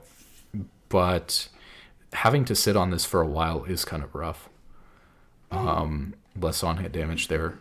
So they did nerf the on hit and the lethality one. I guess they hate Varus. And mana cost on E went up like 10, but that doesn't really do anything. Items, so they're adding a new item into the game. One new item, Bloodletter's Curse. AP Bruisers lack a penetration or a shred item, stats that feel good for them. So it's a 2,900 gold item that builds out of Haunting Guise and Fiendish Codex, plus 750 gold and gives 60 ability power, 350 health, and 15 ability haste. And dealing magic damage with abilities or passives to champions reduce their magic resistance by 5% for 6 seconds, up to 30%. So it's that stacking magic penetration item. Honestly, like a lot of people are kind of hyped about the item. I don't think it makes a whole lot of sense. It's not giving a lot of pen. And if you want a health penetration item, you just go like Abyssal Mask. I mean, I guess this one gives AP, which is nicer instead. I just think that the fact that it gives less penetration isn't that great, and it takes so long to stack it up as opposed to just instantly having it. I don't think it's that good. I just recently found your channel. I love your stream. Would you mind adding me on Discord? I got a proposal. Okay. Let's see. Then we've got Heartsteel, which has been a huge problem. Did they finally nerf Heartsteel? Let's see. 80 plus 12% bonus health from items to 70 to 3% of maximum HP. I don't know whether 3% of maximum HP versus 12% bonus health from items is going to be better. Let's say that you have 2,000. I mean, some of these champions with Heartsteel will definitely have more, like 3,000 would be a good example to look at too. But let's say you have 2,000. If you've got 2,000 HP, 3 on 100 would be 3, 3 on 1,000 would be 30. So on 2,000, you'd have 60. So you're getting an extra 60, as opposed to, let's say 1,000 of that HP is coming from items. 12% on 100 would be 12, on 1,000 would be 120. So 120 is a lot more than 60, like double the amount. So even if my math's a little bit off, because actually a little bit more than 1,000 would come from your base HP, it looks like the damage from before was much better, because you're losing 10 flat and you're losing potentially as much as even 60 from what you would have done in damage with this. So this is way taking Heartsteel's damage down. That's really good. Colossal consumption bonus health. Instead of 12%, you get 10% of the damage dealt by colossal consumption is gained as maximum HP. So they're hitting it on, I guess 3 fronts, but really 2 fronts here in terms of the HP. You also gain way too much HP from Heartsteel, and the amount of HP that you gain from Heartsteel comes from you like doing damage, a certain amount of damage with the item. So by nerfing the damage, they're also nerfing the amount of health that you get. But on top of that, they're also nerfing the percentage, the percentage of the damage that you get as health. They're nerfing that from 12 to 10% as well. So they're hitting it there too. Big double whammy to Heartsteel. I think that's really good. I think Heartsteel was really, really broken. Unending Despair was an item. This was kind of funny how this item worked. I did a video where I went over, maybe it was even a Braum guide or something, where I went over all of these support items, like tank support items and stuff. And I realized at the end of the video that Unending Despair was like completely broken and like bonkers numbers on paper. And then Riot said a couple patches later that like Unending Despair's, like Freak was complaining that like Unending Despair is really broken, but none of the tanks realized to build it. They're all building Frozen Heart at the beginning of the season and like, what was it, Frozen Heart and Rookern and stuff like that. And Unending Despair is actually broken, but nobody realizes it yet or builds it. Which is crazy too, because usually new items get like a certain amount of attention and people thinking about whether they're good or not. People like naturally wanting to try it just because it's new, and nobody bothered with it. And maybe because it was just kind of hard to figure out what the value would be like, but it was a really strong item. And so people finally realized after Riot literally told them to start building Unending Despair because it was broken. People realized it was broken and then they could go nerf it. So it was really weird. Kind of balance cycle with this item where it's like the balance team was like telling people to go play it so that they could nerf it. It was just kind of weird. But anyways, so they're doing a lot. Okay, we probably read the paragraph because they're changing the whole identity of the item. It's being changed from a generic teamfight winning armor item to a more obvious slot 2 item for health stackers. Dual resistances allow these champions to keep buying health, while the reduced base value but overall higher health percentage per second allows Anguish to strongly serve champions with large health pools. So the item recipe is changing from Chain Vest, Kindle Gem, Ruby Crystal to the Aegis of the Legion, which is the component that gives armor and magic resist that builds into Locket, plus Giant's Belt. And that's probably a better build path than before. That's like a really nice build path. And unique Anguish every 5 seconds while in combat. So this is the old one. Every 5 seconds while in combat, deal 30 to 50 based on level, plus 3% of your bonus health as magic damage to nearby enemy champions, and heal for 250% of the damage dealt. Every 4 seconds while in combat with champions. Okay, so this is the new one. So the old one was every 5 seconds. So now it's every 4 seconds while in combat with champions. Deal 3% of bonus health instead of, it was bonus health before. Plus 8 to 15 based on level. It was 30 to 50 before. So that is a massive nerf to go from 30 to 50 to 8 to 15. Based on level, magic damage to nearby enemy champions and heal for 250% of the damage dealt. So it does it a little bit more frequently, so you get a little bit more consistent value out of it that way. But the amount that you heal for is way, way, way lower because the base amount is 8 to 15. Although the 3% bonus health is staying the same. So if you have a ton of bonus health because you're Warmogs or a Heartsteel user, think about this. So again, let's say you have 1,000 bonus HP. 3% is going to be 30. 3 on 100, 30 on 1,000. So if you've got 1,000 bonus HP, you're going to deal 30. So before, you were dealing every 5 seconds 30 with 1,000 bonus HP plus another 30 as a flat amount based on your level. So you deal 60, right? And then you heal for 250% of that. Now it's 1 second faster, which means you're healing more consistently, which is nice and important and means you're healing more. But instead of healing for 60 or 250% of 60, instead of dealing 60 damage, you're dealing 30 plus 8. So you're dealing 38. So it's a lot lower, but to be honest, with how broken the item is, that still sounds pretty decent. And then, but this isn't that great. The health is going down from, okay, so the health is going down by 50, which sucks, because that's some of your damage as well, and some health.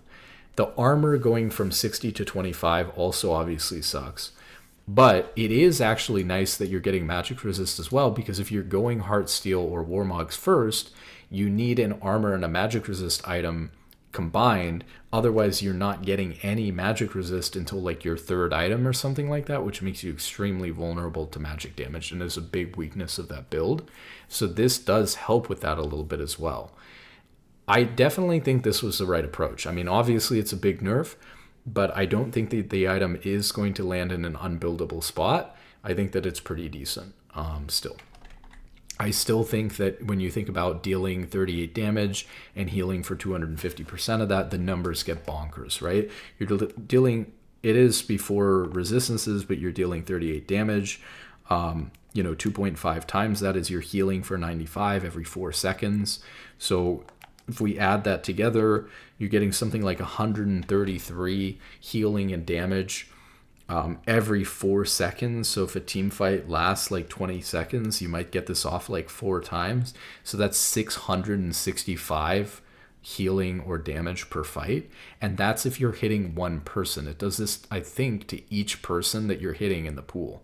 So this is just still a completely bonkers item, because if you're getting 665 value from it in a 20-second fight, compared to what you get again on like a Locket and Redemption, which are like some of the strongest team fighting items in the game, or Knight's Vow. Usually with Locket, Redemption, Knight's Vow, you get around 300 damage blocked per fight with all 3 of those items. So Unending Despair still giving you like 600 healing and damage per fight is absolutely insane. And that's if you're applying it to one person for 20 seconds.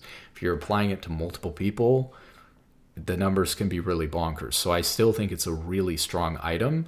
So it was just that broken before that even now it's still decent. And being able to get magic resist, which means that, again, if you go Warmogs, if you go Heartsteel first, you actually get some magic resist, so you're not as vulnerable to just getting blown up and focused down by a mage. That's actually pretty big. So that's important as well. And then getting the healing off more consistently, so that like the item is not just hit or miss in a fight, but actually like very consistent by taking the time down 1 second, is also kind of nice. Warmogs. Okay, so they're changing the recipe for Warmogs from Giant's Belt, Winged Moonplate, and Crystalline Bracer to Giant's Belt, and Crystalline Bracer. It's losing its 4% bonus movement speed like we talked about. And the Warmog's health requirement is going way up, so that instead of having 1500 bonus health, you have to have 2000 bonus health. So this kills the item for support as a first item. Obviously, like I talked about, Riot, just as an oversight, didn't realize, I guess, or was okay with it, that like you could just build a ruby crystal plus health runes and you'd still be able to build Warmog's first item as a support, which I've been continuing to do. So I don't know, maybe they saw my video, like I'm still abusing Warmogs or something, I think it was called, and they finally realized that they forgot to fix it. So Warmogs is now cannot be a first item.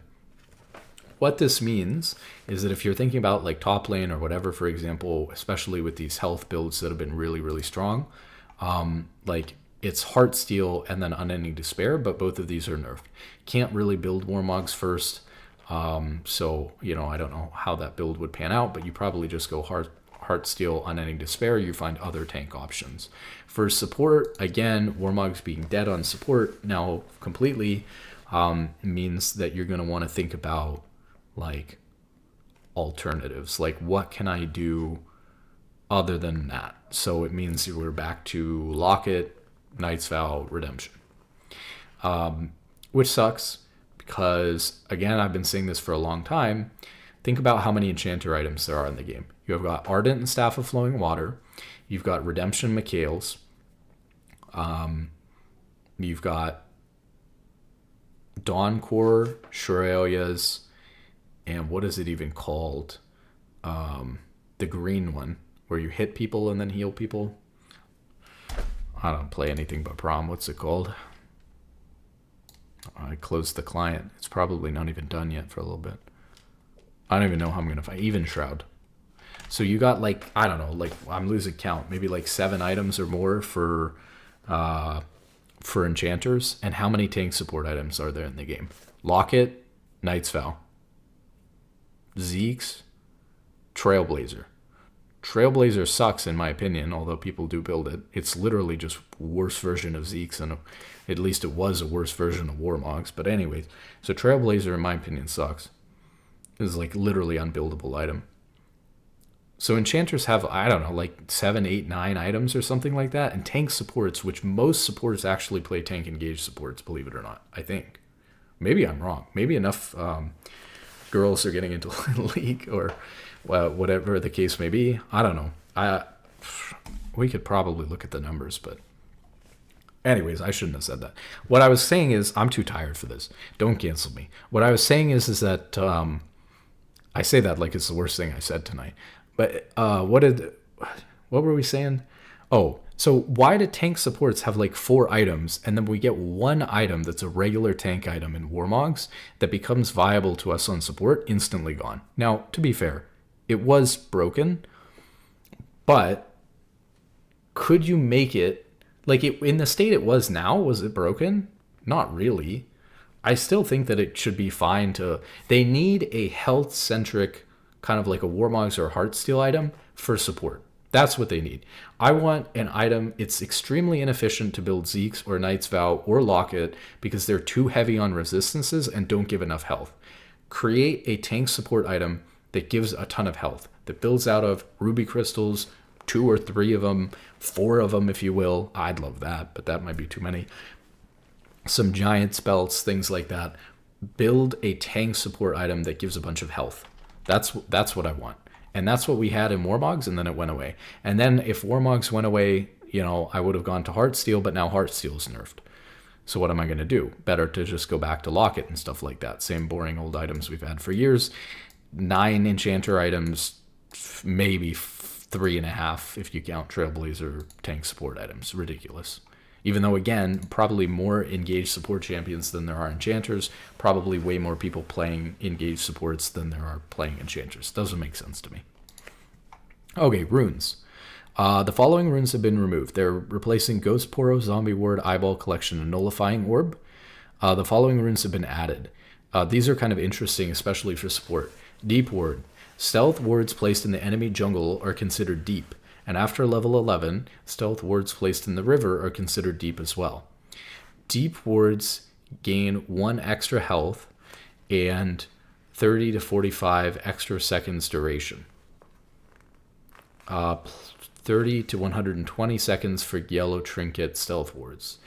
This sounds really bad. And the reason why it sounds really bad is because a lot of people don't get that many deep wards off in the enemy jungle anyways. And on top of that, the most useful thing would be if you get some wards that like are considered deep after level 11. Problem with that is that it's support, right? That would probably like this. Level 11 takes forever to get on support. So this isn't useful for a super, super long time.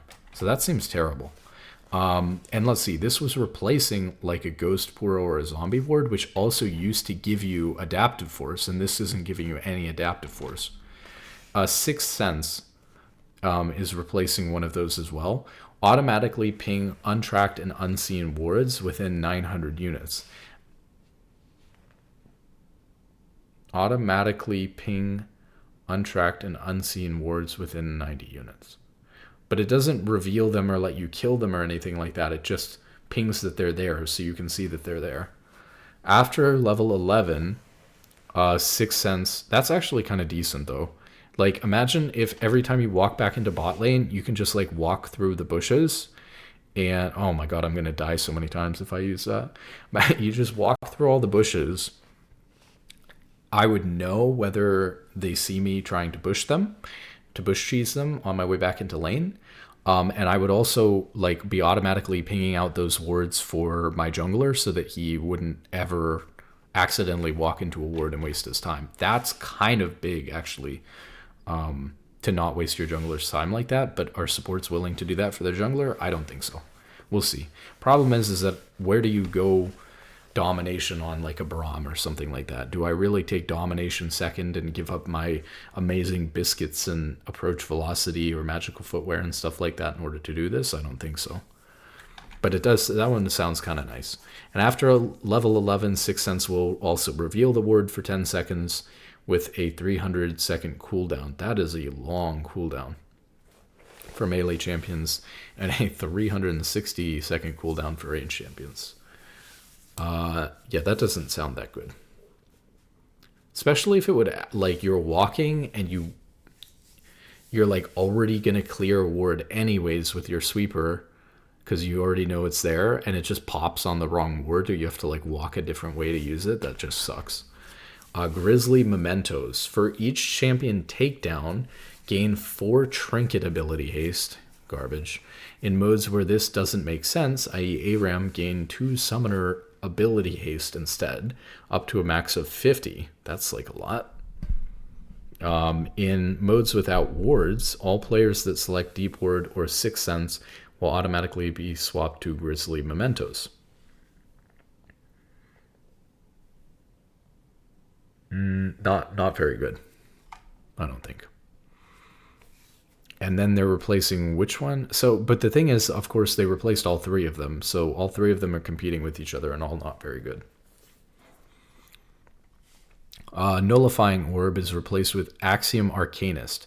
Your ultimate's ability damage, healing, and or shielding is increased by 14% on a single target or 9% on area of effect damaging abilities. Takedowns on enemy champions refund 7% of your ultimate ability's current remaining cooldown. It's pretty good for certain champions. Obviously, a rune that is going to fit certain champions really well and others not so well at all. ARAM stuff, so we should be at the end. Mythic shop rotations, bug fixes, skin changes. That is it. So we will have to see with some of these changes. I think there were definitely questions about how the turret teleport thing, or not the turret thing, that how the teleport is going to work and how Atakhan is going to work. Trying to figure out what is going to cause Atakhan to be summoned on one side or the other. Is it always going to summon on bot lane because there's more people to die there and more people to do damage there and more health to be lost in bot lane because of 2 people? So I would assume that bot lane's always going to have more damage dealt, always going to have more kills. So if Atakhan is spawning bot lane like 90 or 100% of the time, that doesn't seem very, like, you're defeating the point of the design that you've created, right? So you need to have some sort of multiplier to the damage and the deaths that are happening top lane in order to give it more of a fair shot of spawning top side.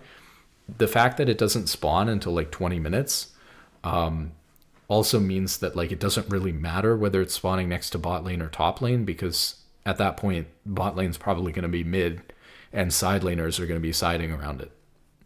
So, or laning around it. So I don't really know that it matters as well, because the timing doesn't line up with laning phase. Like, I don't know what Bronze Rioter thinks we're laning at 20 minutes and it would be cool if it spawns next to bot lane or top. I don't know.